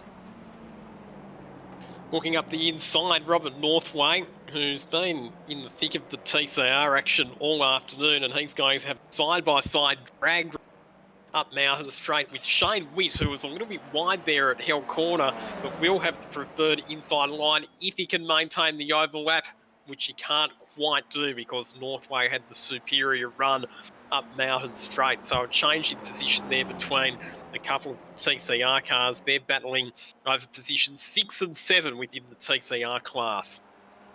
Yep, on your screen, 5th, 6th, and 7th place. All of them have pitted, but it was Robert Northway with a longer stop than everyone else. I don't know if he maybe decided to take 4 tyres when others only took 2. Certainly he's still in this fight right now. Looks like he ought to be fueled to get to the finish as well. So a proper battle for him, and he's sizing up Kyle Stevens, rapidly closing that gap down. I think Northway might have made a bit of a pit blunder if he indeed did take all 4 tyres, because he's been one of the quicker TCR cars as they have to navigate some sport class traffic that cuts across through the S's and Skyline to stay out of the way. A very safe manoeuvre to do as Kyle Stevens forced his way through, but Northway might have missed a trick and now needs to make up for it on track. But conversely, if Northway did indeed take 2, while that might have cost him some time in the pits, it will pay dividends now because he'll have rubber that's in better condition compared to the cars that he's racing against. And certainly right now he is showing a very good turn of speed. Robert Northway, he was able to dispose of Shane Witt at Hell Corner, and now he's right on the tail of Kyle Stevens as they head down into the chase. You'll look to the outside as they head into the braking zone, and Kyle Stevens is aware of it, just moves across to the inside, but you can see that Kyle Stevens there ran a bit wide on the exit. Northway's going to close right in. Northway definitely with the pace advantage at the moment. Can he get down the inside into Murray's Corner?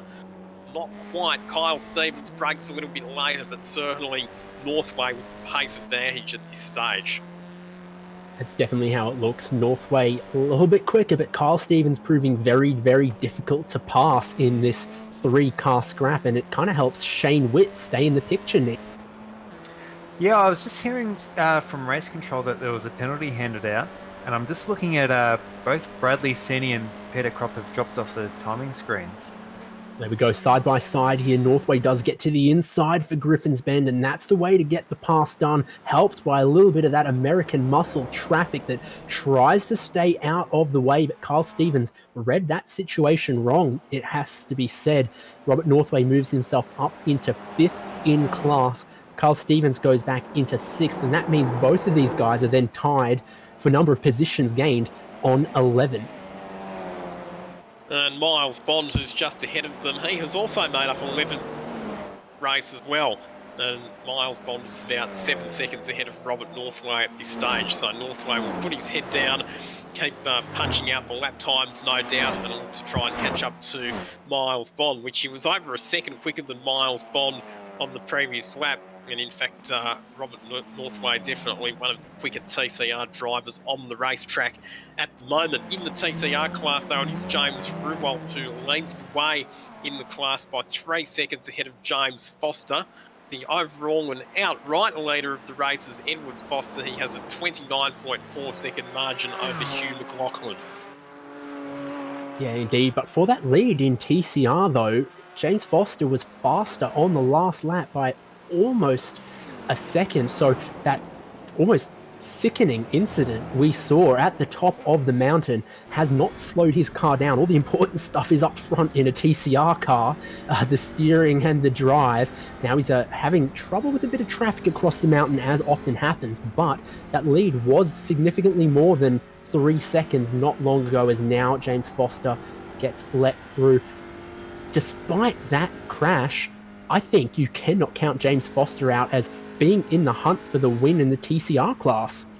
If that's the case, then that'll be one of the luckiest escapes of all time. It's not very often that you can have a crash at McPhillamy Park, back it into the wall, get away with minimal damage and still have a car that's capable of fighting for victory. And we've got one of the TCR cars having a spin. That's David Harris, who's off the road heading down through the S's. Certainly is, and with a very, very difficult job of trying to get that car turned around. At least that runoff area is paved these days. That certainly helped him out. But we'll have a modem simulation replay of how he ended up facing the wrong way here, and well offline there, loops it around. That is, I don't know if he thought he was going to stay out of the way of traffic there or something, but he was offline after Skyline and then looped that rear around. Here's the view from someone else sneaking through the remaining gap. Grant Matterford, be very glad he didn't get tangled up in that one. You could say that Grant Matterford actually ended up the ideal racing line there, because Dart to the right to take evasive action as we go back on board with Kyle Stevens, who's sitting in behind Robert Northway. And just to give you a bit of an idea, Robert Northway, having got ahead of Kyle Stevens on the previous lap, was a whole second quicker last time through. So I definitely reckon you're right when you made the suggestion that Robert Northway took on some extra tyres at his pit stop, because he has a big pace advantage against those that he's battling with at the moment. Yeah, and lapping almost a second a lap faster than Miles Bond, who's next up the road and only 4 seconds or so up the road. Can probably see him down the end of long Conrod Straight here. So Northway can probably, with the pace he's doing, catch 4th place in not too long as well. Question is, does he drag Carl Stevens and Shane Witt along with him?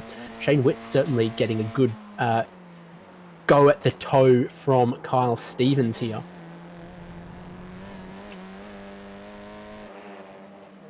And a bit of a mistake there from Kyle Stevens at the chase. He dropped a couple of wheels off the road, so that's going to invite Shane Witt to put some pressure on as they head through Murray's Corner. And Nick, he certainly bounced off the curb there as well, didn't he? So he's coming under pressure. Northway's gotten through, and now Shane Witt is keeping the pressure on as well.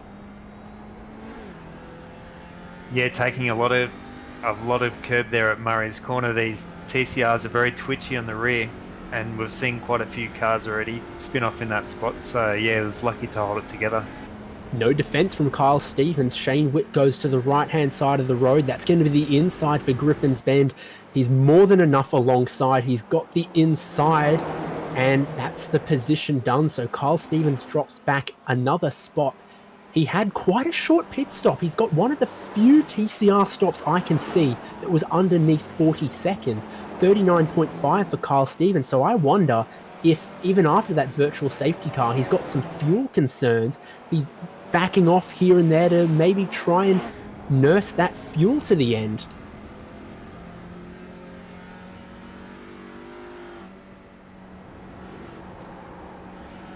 To paint that picture for you, I said Robert Northway at a pit stop of 1 minute 6 seconds.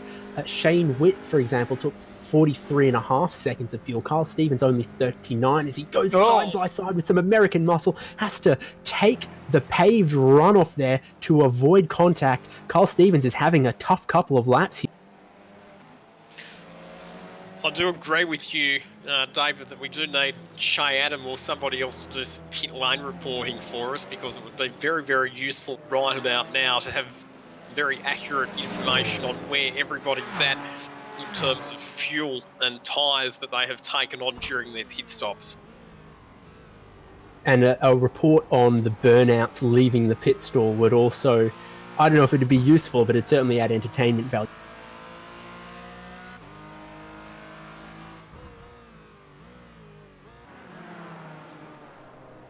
Well, we've got a GT4 battle, which is great to see because we haven't had one of them in a little while, unfortunately. Paul Nicholls, we know the dramas he had on his outlap from his pit stop. He's doing everything he can to recover from, and that means down the inside at Hell Corner on Jason Markovsky. Paul Nicholls moves up into third place. They got pretty close to exchanging some Porsche panels there, but Paul Nicholls has made 2 pit stops, trying to make good on the dramas and the damage he got on cold tires.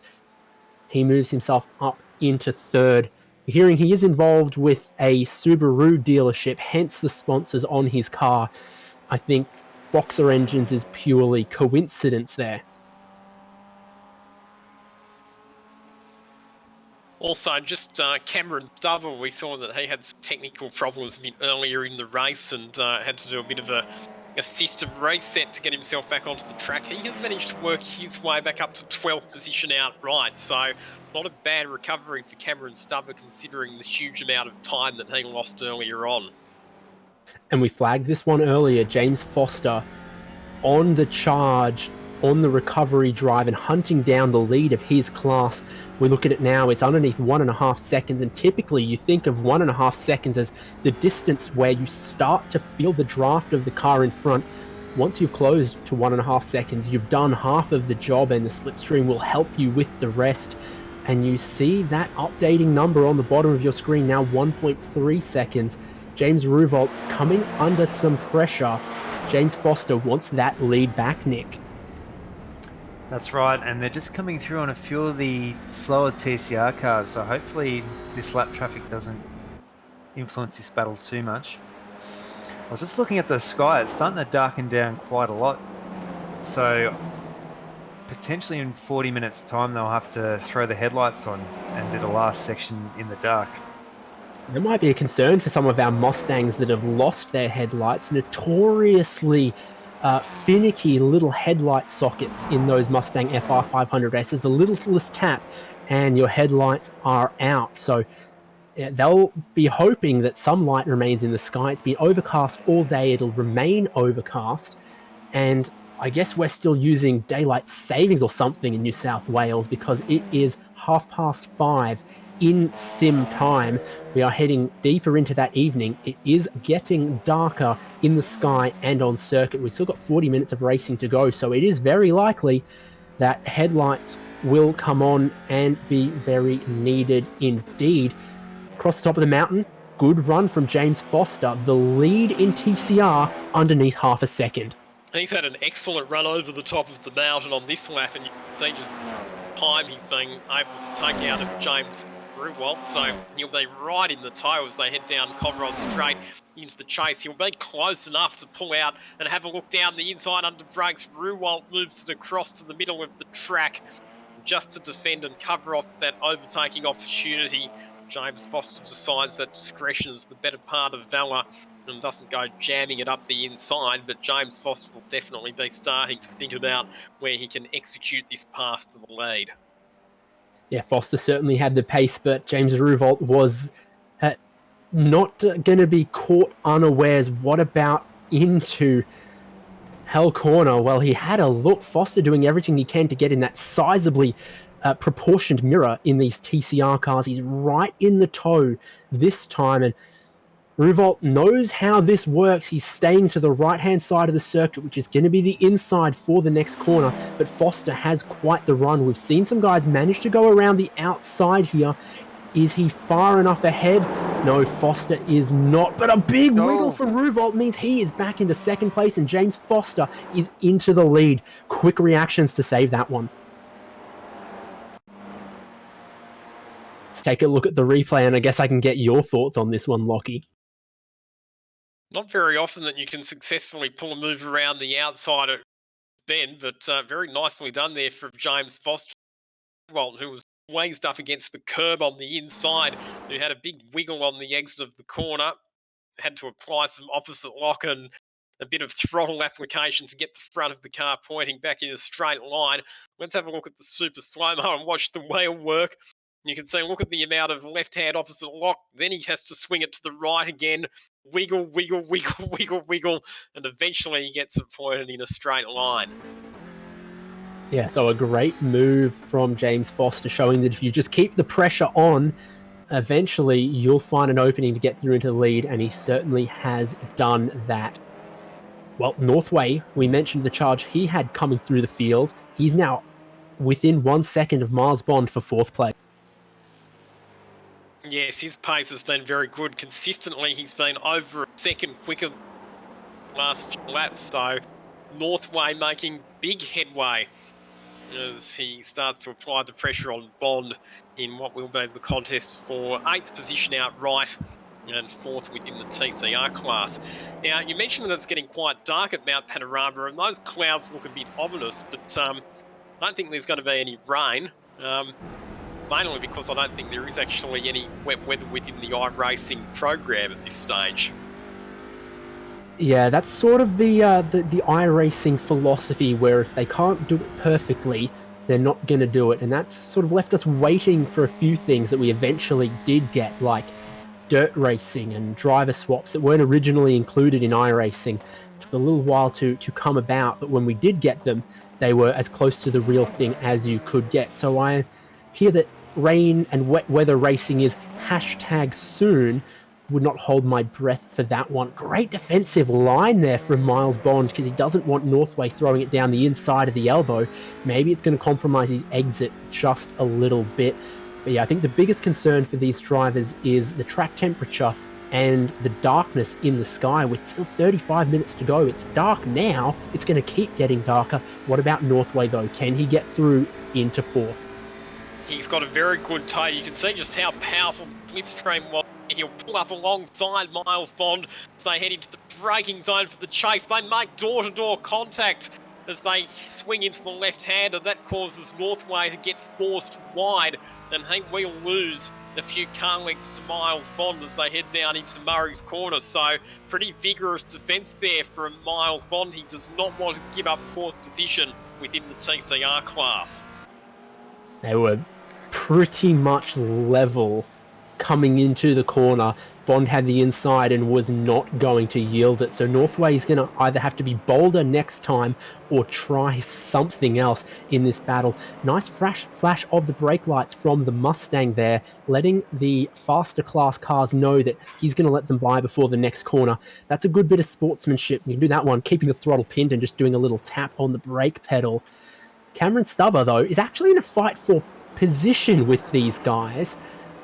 Because of the issues that he has had. Now, they know he's a faster car and they're probably not going to try and hold him up.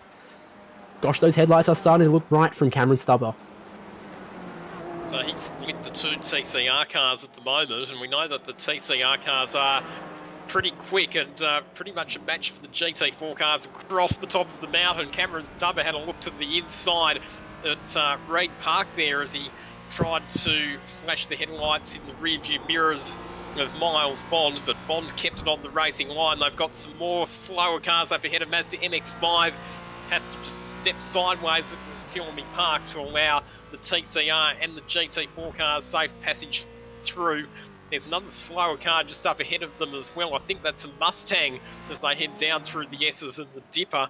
So this is one of the things that we do love about multi-class racing, particularly at a circuit like Mount Panorama. Just the art of being able to negotiate your way through slower cars while also making sure that faster cars have got a safe passage through. Yeah, if I was Miles Bond, I wouldn't be getting out of my way to let Cameron Stubber through, just because it's some insurance between you and that pursuing Robert Northway. But down Conrod Straight, only so much can be done. Cameron Stubber gets back through to move into 8th place overall, 5th place in his class, and now nothing to separate Miles Bond and Robert Northway. This time, Robert Northway, very, very ambitious through the chase there, Nick. Very ambitious. So he did a very good job of getting that back onto the track just as he's coming through Murray's Corner now.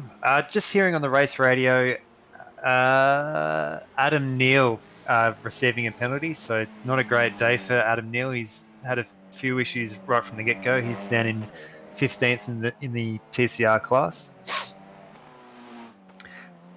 Was earlier on today, yeah, really up there and fighting for one of the top positions.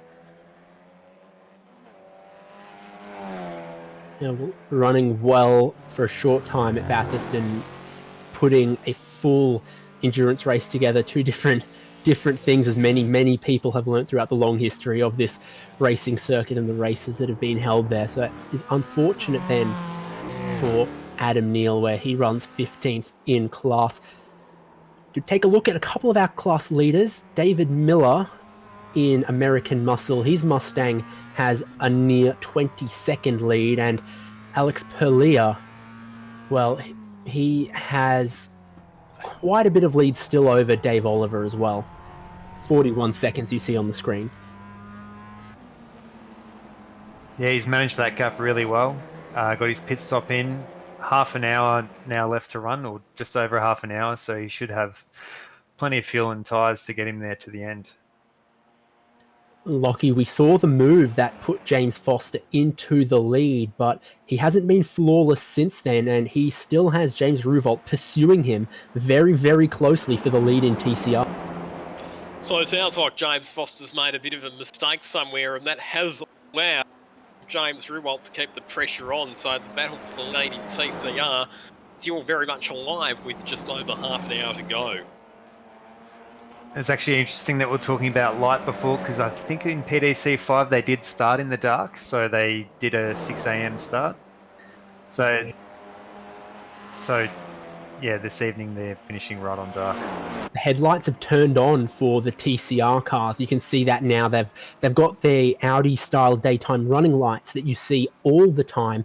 The headlights turn on automatically in the dark. You can see those racing high beams are now engaged on our TCR cars, so too on all of our other class cars as well. The Porsche Caymans that make up our GT4 class, the sport class cars, you see a good one of them there. The Mazda MX-5 has tail lights, headlights, and some road-style running lights on it as well that are illuminated. There's also some rear quarter running lights on the Mustangs of the American Muscle class. So everyone has their headlights on now, and certainly you'd start to make good use of them, as we've still got half an hour to go and it's a bit dark out. Great work by... Oh, sorry, Lucky. I was just going to say, reminds me a bit of the start of the Bathurst 12-hour each year, where we start the race off in the dark, and then as the sun rises, it gets lighter and lighter. This is a bit the opposite, isn't it, where it just gets darker and darker as we get close to the end of the race. Yeah, racing into the night like you would have at some other endurance races around the world, like Sebring, for example, which we hope we're going to get a 12 hours of this year, but unfortunately it might have to be in November. Well, we look at the lead battle in TCR still, because Ruvolt, half a second behind, means he's still getting all of that slipstream down the long straights. For example, up Mountain Straight, as we see here, and of course Conrod Straight, where it is even more noticeable. That might be just what he needs to try and stick with the leader, but there's a bit of traffic and there's an incident for Kester Mack. That is an awful place to be. In the dipper, he's parked on the racing line. I hope everyone coming around has a heads up. Everyone's avoided him so far, but Kester Mack needs to find a gap, engage reverse gear, and get off the racing line. This could end up throwing a virtual or potential real safety car. Oh, and he's just got the tow hook back to pit lane. Side by side, Robert Northway here and Miles Bond. Northway around the outside has a bit more overlap, but when Miles Bond has the inside in the chase, he doesn't give it up easily. They go too wide through the chase still. Bond still going to have the inside for Murray's corner, and Northway, is he going to have to back out of it? Miles Bond is going to try and force him out of it, and a little bit of a mistake from Northway.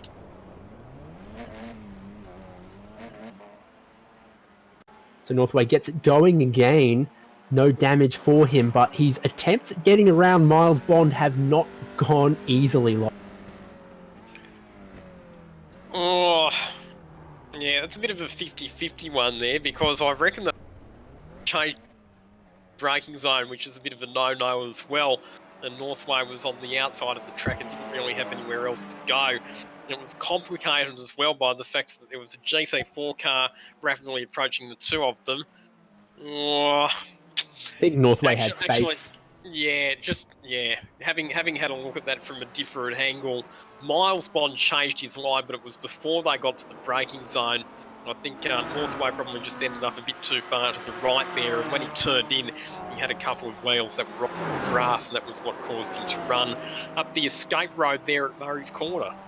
Battle on track for position in GT4. Cameron Stubber, what a race he has had. 2 pit stops, 1 computer-related disconnect. He refuses to give up on this race. He was one of the men who could have won this race. He was in our top 3 battle earlier, but now he's flashing the headlights, and so bright they will be in the mirrors of Jason Markowski. Has done nothing wrong, but Cameron Stubber wants to get 4th place in that class, and he's looking for a way past Markowski. Can't see a whole lot in the mirror from the onboard shot, unfortunately, but you can see how bright that dash looks compared to the outside world, how dark those clouds are looking. Sunset still a little while away, but of course, with clouds like we've got there, it's very, very dark, and Cameron Stubber finds the way to the inside of the kink at the chase, gets on by Jason Markowski. Cameron Stubber into 4th place, Markowski back into 5th. And back up to 7th position in terms of the overall race positions there for Cameron Stubber. Well, indeed, we look to the lead in TCR. Foster trying to build out a gap ahead of Ruvolt. It's exactly 1 second as we saw it across the top of the mountain. If he can do so well down the hill through the S's and through the elbow like we've seen him do before, he might be able to build just enough of a gap for Foster that Ruvolt doesn't pull back in the draft. That's the struggle he's got to do, is be quick enough across the top of the mountain to build out enough of a gap that it doesn't all get shrunk again in this long, long run at high speed down Conrod Straight. I do reckon that Foster has a bit of a speed advantage, but he does have to keep it mistake-free. And probably the biggest danger for Foster at the moment would be that he would catch up to some traffic at an awkward time over the top of the mountain, and that would potentially cost him some time to Ruvolt. Certainly the case. Taking a look at American Muscle here, Jonathan Bain weaving around a little bit, trying to break that toe to Peter Dodd. That's fair game at the kind of distance they are here, 1.6 seconds. Could so easily have Dodd in the draft window and close up on him, and this is for effectively a podium position in this class. I'm liking the livery of the Peter Dodd car as well. Certainly stands out with that multicoloured colour scheme on that Mustang. Camera operator in the cutting is just a little bit jerky towards the end of the race here, but he tried. It was a great look at that livery that I think it looked great on a quilt, on a throw rug. It also doesn't look too bad on a Ford Mustang, and Peter Dodd doing it justice, continuing to close just a couple of tenths of a second on Jonathan Bain here. Yeah, could have us a good race towards the end here in the American Muscle class. I've driven this car a couple of times in some endurance races, and it's a very rewarding car to drive in its way, where it doesn't have a lot of grip, but it is rear-wheel drive with a V8 up front. It's all about straight line speed, real, so making come off low corners well and minimise the amount of time that you spend turning. It's also, I believe, not on full slick tyres either. It's on a far more sort of performance road tyre sort of deal, which means that even though it's around 300 horsepower, it is a challenge to put that power down to the road out of some of the corners, not an especially advanced suspension setup on the rear as well. And all that together, it does make it quite fun to drive for a car that starts its life off a regular Mustang production line and then gets a couple of track-focused modifications. Oh, another pit stop for Paul Nichols, because he has come unstuck. He's had some problems there in our favourite Subaru liveried Porsche Cayman. Nichols was running pretty well, but unfortunately, I believe he's on the tow hook potentially to pit lane, or did he just not have enough fuel? He's driven that into pit lane under its own power. He was, well, it's his third time in pit lane, so he's pitted recently enough that I assume he'd have enough fuel in that car. That must be some other kind of drama for Paul Nichols. Unfortunate to see him drop out of the fight in GT4 in the late stages of this Panorama Drivers Club race. What about sport class, though? Taking a look at Richard McGoffin. The sport class has kind of got a bit strung out, hasn't it? 45 seconds between Alex Perlia and Dave Oliver. Then it's laps back to the next car, back which is third position is Lachlan Quillo. I think I've pronounced that correctly. Pariana Stark is sitting in position 4 within the sport class at the moment. We also got some retirements from the sport class, including, and this one cuts me personally, Bradley Wingard, my Bathurst 12-hour camping buddy. So, shame to see him have a bad time around here. Pariana Stark is back in the pits for another stop as well, so that's late for that car, so maybe... And stops for 7 minutes, we're hearing as well. Race control, so maybe some damage there that's requiring an extended pit stop to get fixed. There's only a few panels left on that Mazda that you would get any scrap value out of, unfortunately. We're missing a bonnet, we're missing a bumper. I think the front fenders on both sides are unfortunately a bit caved in. That's a real shame for Anastakis, but that car has met a rather unfortunate end somewhere. That's a shame because Parry was having a solid run up to that point. Really loves his racing. Anastakis, one of the most enthusiastic competitors you will meet at a real-life racetrack, particularly enjoys races like this one that have an endurance aspect to them, so a shame to see him in retirement.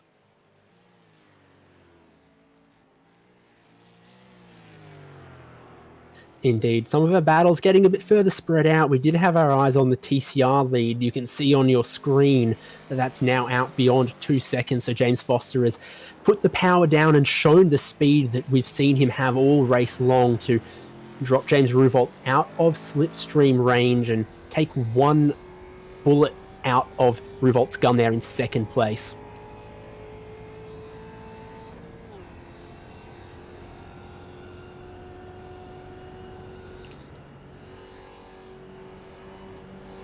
Well, we're taking a look at Daniel Stevens in the American Muscle class. He's in 8th place in that class, and he's been on pit road several times, had a lot of repairs done to that class, but refuses to give up, back out on track and trucking, and he is determined to see a checkered flag in that Mustang. I think in any endurance race, and it probably goes for sim racing just as much as it does in real life, it is an achievement just to get to the end of the race, so full credit to these drivers who, even though they might have had some dramas and they've had to overcome some adversity, they're still persevering nonetheless at doing what they can to make it all the way through to the checkered flag. You're hearing that he's had 2 meatball flags, the black flag with the orange disc saying your car is too damaged, it has to come down onto pit road for repairs. And of course, that's never a flag you want to be waved, to be forced off track and into pit lane.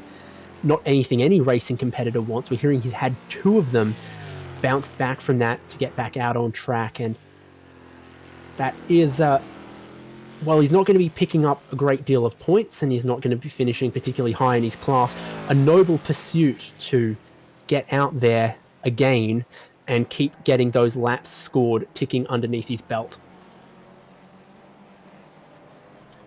We take a look here though, Miles Bond and Robert Northway, and the distance between them, 4th and 5th in the TCR class, coming up Mountain Straight. Northway probably not in the slipstream of Miles Bond just yet. We've seen what happens when those two come together on track. It's been a fairly vigorous battle, hasn't it, ever since the round of pit stops to the virtual safety car where Robert Northway had a big pace advantage seemingly compared to Miles Bond. He is still a little bit quicker than Bond, but not massively. About half a second difference in their lap times at the moment. We saw Robert Northway making the mistake down at Murray's Corner when he tried to go round the outside of Miles Bond and ended up sailing off up the escape road. But he's still got time. There's still a bit over 17 minutes left in this race. And Robert Northway is, about 3 seconds behind Miles Bond. So he's still got time to catch up and have another crack at Miles Bond's 4th position in the TCR class. Certainly does. Northway was 7/10 of a second faster last time around as well, with plenty of time left to play before the sun sets on this race. So I think Northway could still get in and amongst it, looking at Ira Felberg in 11th. 2.2 seconds behind him, Stephen Grimmer. So that is a battle that could happen as well. The 2:04 is a lap ahead. That's Kyle Stevens, a man who's had plenty of camera time this race for his exciting battles and exploits as well. Nick, where have you got your eyes? We've just had Kester Mack and Peter Hunter change places a couple of times in the TCR cars. So there is a few little battles still spread out all over the track. It is good to see Ira Felberg racing here. He does race in the Australian Turbo Touring Car Championship as well. So yeah, he does get a lot of time in the TCR cars, and probably a lot of time around Bathurst as well. So yeah, quite a lot of experience out there. Oh, Just as you say that, you put the jinx on him. He runs a little bit wide. Say something bad about him now, so he'll run faster. You can see the emotion in his eyes as he come past in the dark. Yeah, look at that steely blue gaze. He's that's eyes on the road. Eyes, and of course, the further your eyes are down the road, the faster you go, and those eyes have a 1,000-yard stare to them. So hopefully that'll work in helping him drive fast out there. Unfortunately, that little run off the road has let Stephen Grimmer behind get a little bit closer. So it is now underneath 1 second. Battle on our hands in TCR for 11th and 12th. Yeah, it's definitely the TCR that are really putting on a show. There's quite a few little battles around that are around that 1 second mark. It's been a bit of a shame, really, with the sports class being really pushed out. GT4's also been pushed out. Hugh McLaughlin really putting the pace into Edward Foster, but I do think he's going to run out of time to bring back that 25-second gap. Edward Foster is leading the PDC rankings for the GT4 class, so he's going to be cementing his position. Yeah, certainly. You can see it on your screen there. 26 seconds between first and second in the GT4 class. Hugh McLaughlin's lapping quickly, but he's not close enough. But this is closing up in TCR. You can't say Stephen Grimmer isn't giving this a good go. There was a bit of traffic for them over the top of the mountain, but a gap that was, 2 seconds, 3 seconds. Grimmer right in the toad, right in the slipstream. You can see he's in top gear there, revving it as high as it will go. Any chance he could hit the limiter, not sure, but he's in position to maybe be able to make a move into the chase, Lockie. Here he comes up the inside. Can he get it stopped? Yes, nicely done. Textbook move there into the chase. While that was happening as well, we've actually got the fastest lap of the race, and that has been set by Cameron Stubber, who is still very much on the comeback trail. He's worked his way up to 3rd position within the GT4 class, 6th position outright in the race, and he's just punched out of 2 minutes 16.7. So with the sun setting here at Mount Panorama and the track temperature decreasing, there's quite a bit of pace in the racetrack at the moment, and Cameron Stubber is making the most of it. Excellent evasive action too, by the way, like being very patient, overtaking that American muscle. I'm just trying to see whose car that is. It's the 21, which is Peter Matson, which I found on my own timing screen before our lovely director Jay Kennedy threw it up on screen for you. But it's good to know he listens to us, because it's nice that someone occasionally listens to me. But good on him finding that one. Has been tough on this lap for Stubber to work his way through, but certainly, the dramas he's had, some of the problems entirely out of his control, taking him out of contention for the win.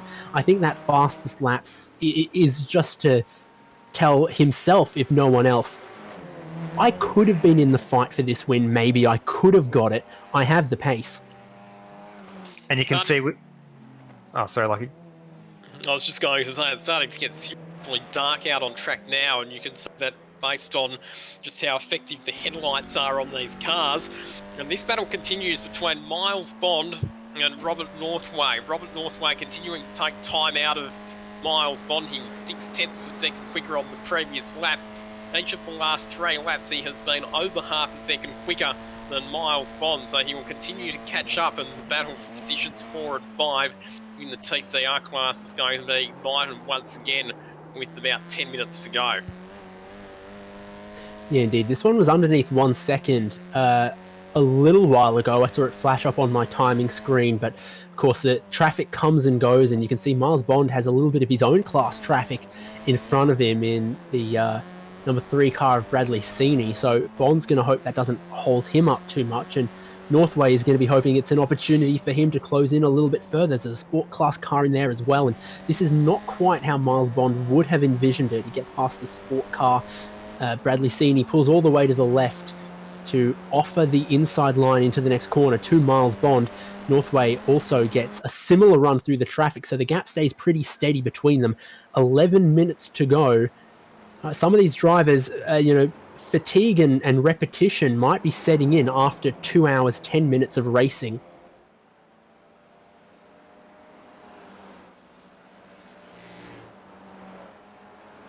And unfortunately, Miles Bond, I think, is going to catch up to Mustang as they head up towards the top of the mountain. So that's a pretty difficult place to overtake a slower car. And for Miles Bond, I think he's going to come across that Mustang in just about the worst possible time. It'll be interesting to see if he can slip down the inside into Radom and McPhilmy Park, but you can see just how much time Miles Bond is losing here while he's stuck up underneath the rear wing of the Mustang. And look at how much Robert Northway's been able to close in over the top of the mountain. That's very inconvenient for Miles Bond, and in the end he takes a risky move. Oh, we've got a Mazda MX-5 in the fence coming down into the S's as well. There it is, one of the sport class cars that's parked at DiBietto, who is off in a position of the circuit that can be very awkward to get out of.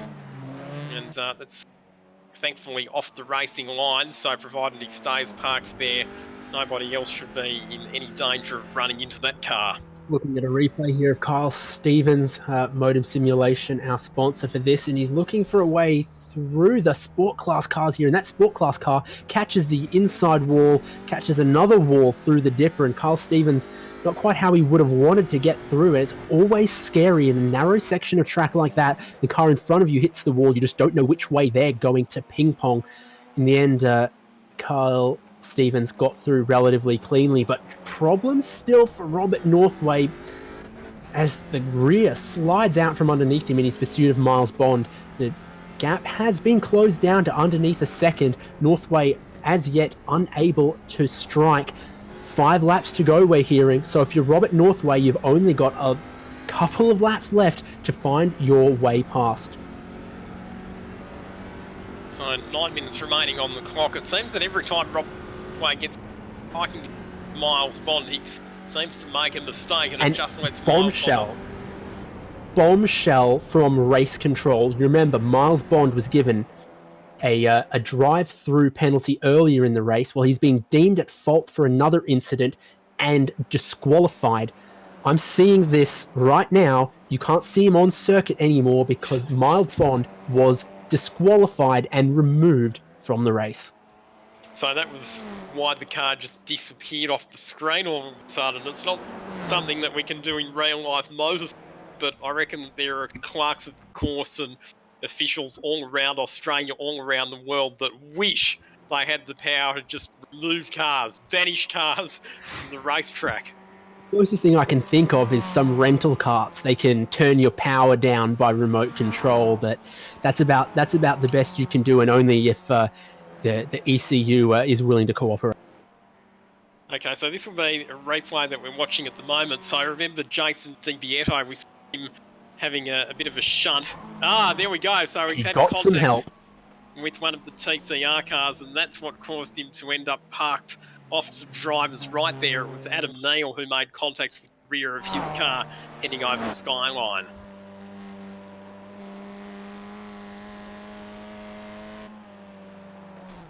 Oh, So- here it is again. Look at the closing speed there. Adam Neal came up very quickly on that Mazda MX-5, and that was quite hefty nose-to-tail contact. Yeah, indeed. So dramas then for Adam Neal and Di Bottetto. Looking at 6th and 7th, Hamish Cleland has a great head of speed up. Kyle Stevens is in some trouble here as they approach the chase, but he'll hold the inside line, and that won't make it possible for Cleland to come past. Heard a bit of chatter from race control that the disqualification for Miles Bond was because he didn't serve the drive-through penalty in time.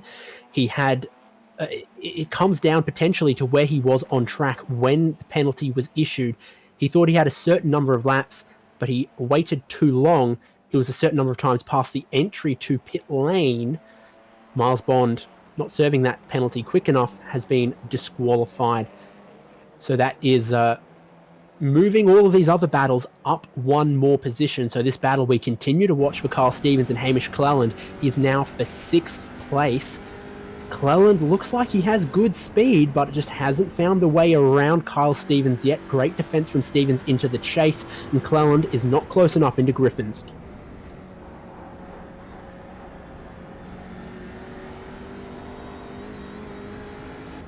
Bit of a shame for that disqualification for Miles Bond, because that was shaping up to be a really entertaining battle in the final stages of this race between him and Robert Northway. In a way, yes, we have been robbed of that battle, but the rules are the rules and they're laid out how they are. Bit of sport class traffic for this battle, and number 13 does well to stay out of the way, I believe.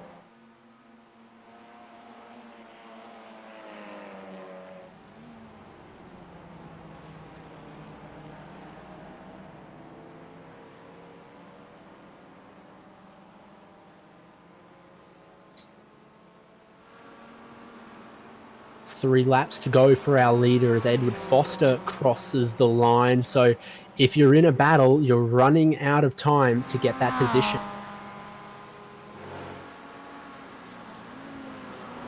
And good to see as well, Perry Anastakis back out on the race. Extended the bell in pit lane, but even despite that, he is still in contention for a class podium. So just goes to show in endurance racing, you never give up. And if you've got the chance to get back out onto the racetrack, there might be a reward for you at the end of it.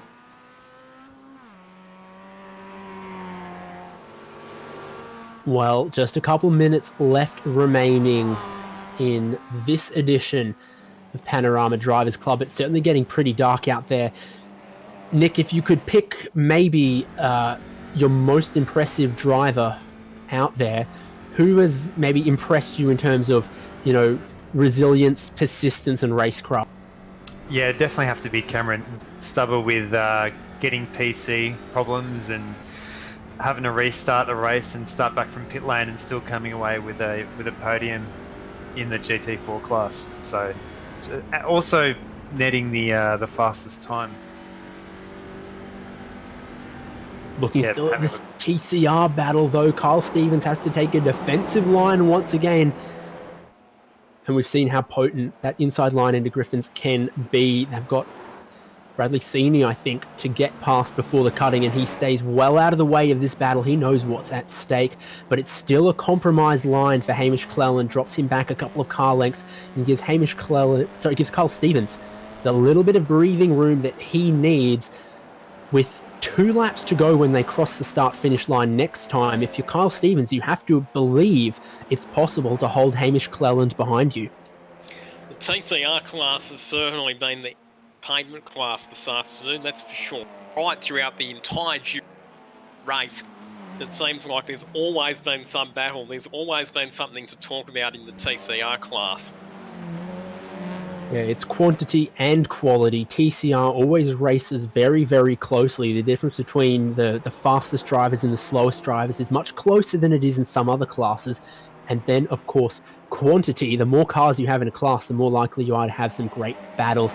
Nick, you flagged Cameron Stubber as one of your favorites out there, and he has put the hammer down once again and improved further on his fastest lap, 2 minutes 16.5. He is more than 2 seconds a lap faster than your current race leader, Edward Foster. He's not going to get there, and of course, Edward Foster is just trying to bring this one home, but Cameron Stubber is trying to make a statement via fastest lap times.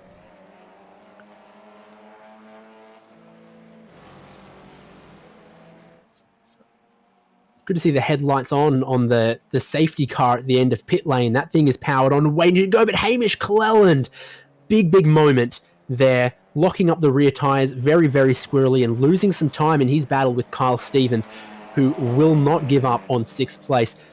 Lockie, let's have a look at the replay. Just a little bit too deep under brakes into Murray's corner by the looks of it, and sensibly he decided rather than to try and make the corner, he recognised that he had just come in a fraction too hot, so he cleared the brake pedal, went a bit up the escape road and was able to get back on without losing too much time.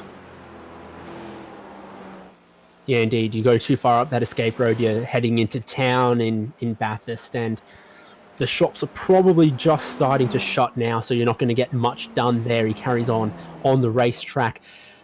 Believe our overall leader is about to see the white flag on this edition of Panorama Drivers Club. Edward Foster hasn't necessarily been the fastest driver, but he's had the least problems, and we haven't had a whole lot of a look at him other than the earlier parts of this race because he's been moderately flawless. White flag has indeed waved. Edward Foster is going to start his last tour of the circuit, and quite a handsome lead he has indeed. And of course, everyone else is going to start seeing that white flag to start the final lap of their race. And I know that Nick just pointed out the excellent recovery. Cameron Stubber really has been a sterling recovery performance, but hats off to Hugh McLaughlin as well. He lost quite a lot of time when he crashed at the chase earlier on, and he had to come in for quite an early pit stop to get his car repaired, so his tyre condition in the second half of this race won't have been anywhere near as good as Edward Foster, but he still closed up to be within 24 seconds of our outright race leader, so this has been a very, very good recovery from Hugh McLaughlin as well. Dave Oliver is on the pit lane again. Is this... well, he's been there for more than 2 minutes now, so that looks like he has parked that car, unfortunately, which means... Yeah, he's not going to be able to lose a spot, though, because of the amount of gap he had over 3rd place, but it just means that Alex Perlier, almost guaranteed to be your winner in the sport class. Half a lap to go for Edward Foster, and I have to assume James Foster in the lead of TCR class is a relation, and he also is going to see the white flag right now, and he has a significant gap as well. Only 2 more braking zones now for Edward Foster as he's going to lead this one home, and certainly he's in the dark now. The headlights you can see illuminating all of the signs trackside, including a for sale sign for a little bit of land there. It'd be nice to live there a couple of weekends a year, wouldn't it? It certainly would. The asking price of that particular property, though, would probably be a little bit out of reach of a lot of people, that's for sure. But great performance for Edward Foster. Flawless, you would have to say, because he stayed out of trouble. It's just been consistent lap times for the entire 2 hour and 20-minute duration. And he is going to come through and take a comprehensive victory in the GT4 class for the Panorama Drivers Club race. And he looks very, very delighted with himself as well. They're pulling over to the pit wall side of the racetrack after 60 laps completed. He is our overall winner and our winner in the GT4 class. Looks like the next car across the line to take a class victory might be Alex Perlier, and you can say almost the same thing about the race he's run. Maybe he hasn't set the timing screen alight, but we haven't seen him in the pit lane for extra repairs, and we haven't seen him getting tangled up in unnecessary incidents. It looks like running a clean race is the way to be the winner after 2 hours, 20 minutes. And certainly the challenges that he has had within his class have not been as vigorous as they have in some of the other classes, but still, that's what it takes to win in an endurance race. You have to be mistake-free, you have to stay out of trouble, and Alex Perlet has ticked those boxes, and that's why he's going to win his class by well over 1 lap compared to his rivals. Certainly is. We've got 2 more classes left where we need to crown a winner. James Foster is looking like he's going to be the man in TCR. So we look to him now as he comes through the chase for the final time. And this is a winner who certainly had to fight for it. We saw the incident he was involved with cost him a lot of time, dropped him out of the lead. He fought his way back. And so this is surely a well-deserved victory for James Foster in his TCR class. The remaining class, American Muscle, David Miller, not far behind on circuit, and he's going to take the win in his red Mustang machine. That's all 4 of our class winners here from Panorama Drivers Club. And certainly the finishing margin between first and second in the TCR class, only 5 seconds, well and closest of our class battles. 5 seconds after 2 hours and 20 minutes racing, especially considering we only had the 1 virtual safety car, which didn't bunch up the field at all. Very, very close finish within the TCR class. Certainly was. So as all of our competitors come across the checkered flag, sunsets on this circuit, sunsets on this race, we're going to take a look at how they finished. This is our finishing order, categorized by overall standings, and green is the GT4 class. Edward Foster, our winner, 22 seconds ahead of Hugh McLaughlin. Then James Foster in a TCR car finishes 3rd overall. So a fantastic effort from him ahead of James Ruvold. Ben Collard gets 3rd place in TCR. Cameron Stubber, we've mentioned him in the closing section of this race. He gets 3rd place in the GT4 class, ahead of Jason Markowski, gets 4th place in GT4. Robert Northway, 4th in TCR. Shane Witt, 5th in TCR. Carl Stevens, 6th in TCR. The next screen, I'll hand over to you, Lockie. So Hamish Cleland, he's another one of our TCR. Grant Batterford, back to Dave Roberts. And then Paul Nichols, who finishes up 5th in the GT4 class. Stephen Grimmer next ahead of Ira Feldberg. Then David Miller, he wins the American Muscle Car class ahead of Chris Pellet and Jonathan Ben. Peter Dodd coming home in position 4 within the American Muscle Car class. Nick, I'll have you read out our next screen of finishes. Yep, so we've got Peter Madison and Justin Cotterill in 5th and 6th. Over to some more of the TCR cars of Miles Bond, David Harris. And then the first of our sports class of Alex Pelia and David Oliver. Adam Neal to Peter Hunter, Daniel Stevens and Bradley Sini. Couple more cars to round out. We're starting to look at some retirements and some cars that spent a bit longer on the pit lane than they would have wanted. Perry Anastonakis there, 6 laps down, but still finishing on the podium in the sport class.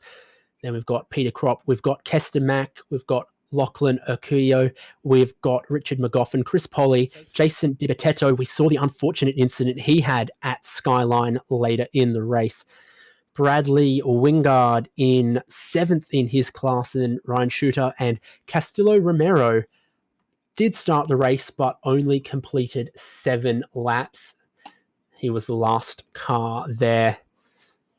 Well, we're going to go to some interviews now, and I think we'll start with our overall winner. That is Edward Foster, who we pull into the commentary both right as he was expressing some language, but I got to say congratulations to you winning the GT4 class, winning overall. Only 6 cars in the class, but it looked like quite a difficult car to drive, especially across the top of the mountain where the walls are very close. Yeah, look, it certainly is, especially on cold tyres. It's all right once the tyres heat up, but certainly on cold tyres, it's not a match for the TCR over the top, and I seem to be one of the worst Porsches over the top as well, so I'm not sure if that's a setup thing or a driver issue, but yeah, it was definitely a place where I was struggling, particularly through the dipper. There's 5 possible rear wing angles for this Porsche GT4. I won't ask you to spill dock, but what was your focus on the setup here? Was it plenty of downforce, keep the car stable, or were you trying to be a jet in a straight line down Conrod? I'm going to be honest, it's one I found on the internet. Well, it appears to have worked for you here, and GT4 and TCR, as you mentioned, were pretty close in overall pace. What was your feeling there, trying to make your way through traffic? Yeah, look, everyone's pretty good. Every now and then there can just be a little bit of a miscommunication between guys. You think someone's going one way or the other, and the important thing I've found for both parties is to just really be obvious what your intentions are. As long as you do that and leave as little room for doubt as possible, you can generally get through okay.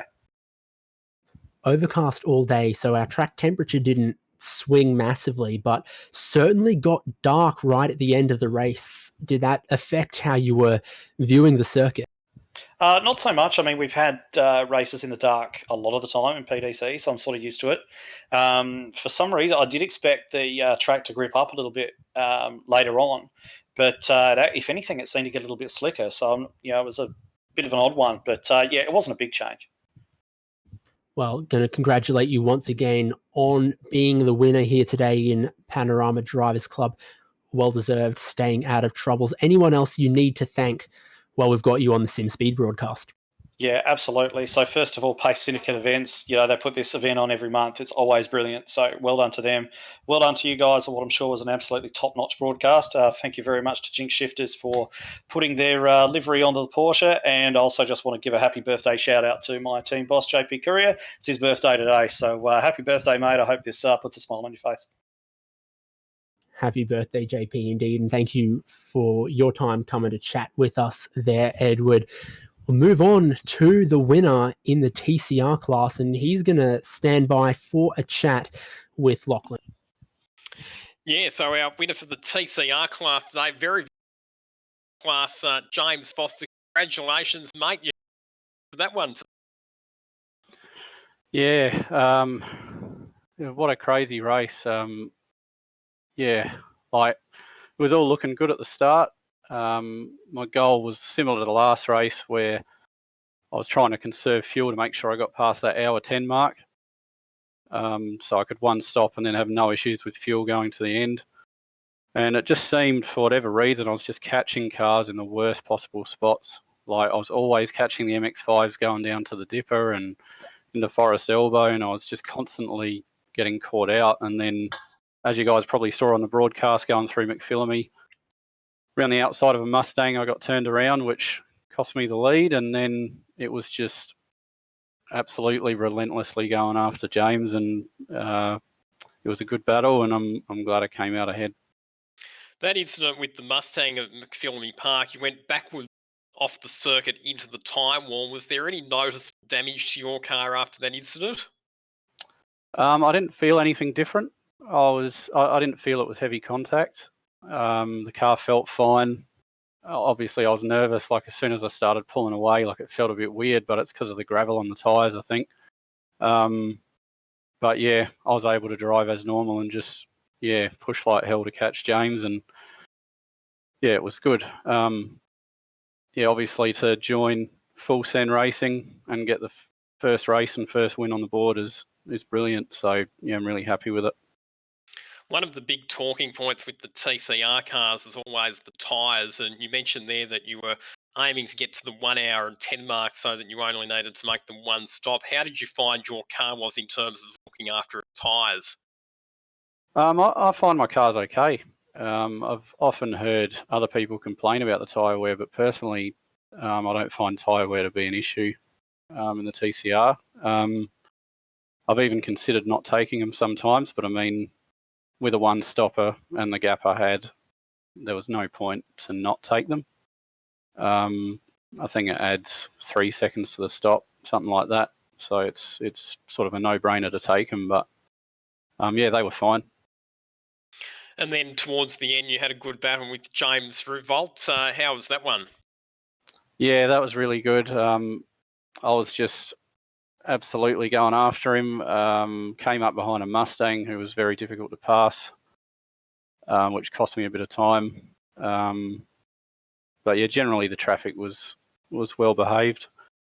But yeah, once it's happened already in a previous PDC going around the outside of Griffins, it's just a matter of getting alongside and compromising their entry. So squeeze them to the inside, and then hopefully you've got the grip on the left. And credit to James, he made sure he braked as late as he could, but we didn't make contact, and I got the move done. Well, the final margin between you and James Revolt was less than 5 seconds after 2 hours and 20 minutes of racing, which was pretty cool. People that you would like to thank for this afternoon's race? Just all the guys at Full Send Racing. They've offered me the drive and taken me on board, and I've just had heaps of support since joining them. Just a really professional outfit, and shout out especially for Steen Ledger, who took me on. He's the team owner there, and yeah, it's just been great since I joined, and I've got future events to do with them, which I'm really looking forward to. So yeah, just thanks to them, and I dedicate this win to them.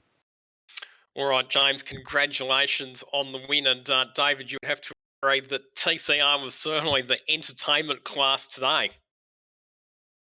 Yeah, like we said, quality and quantity in that field. Not that we missed any battles in GT4 or American Muscle or Sport. They also had their moments in the sun. Right as we wrap up here, I've got to thank everyone who made this broadcast on SimSpeed possible. Got to thank Nick Scarrigeau for joining us, Lachlan Mansell for joining me in the commentary booth here, Jay Kennedy for pressing the buttons, producing the broadcast, and occasionally listening to us as well. He did a good job of those. I've been David Haynes. Thank you so much for tuning in to this round of Panorama Drivers Club.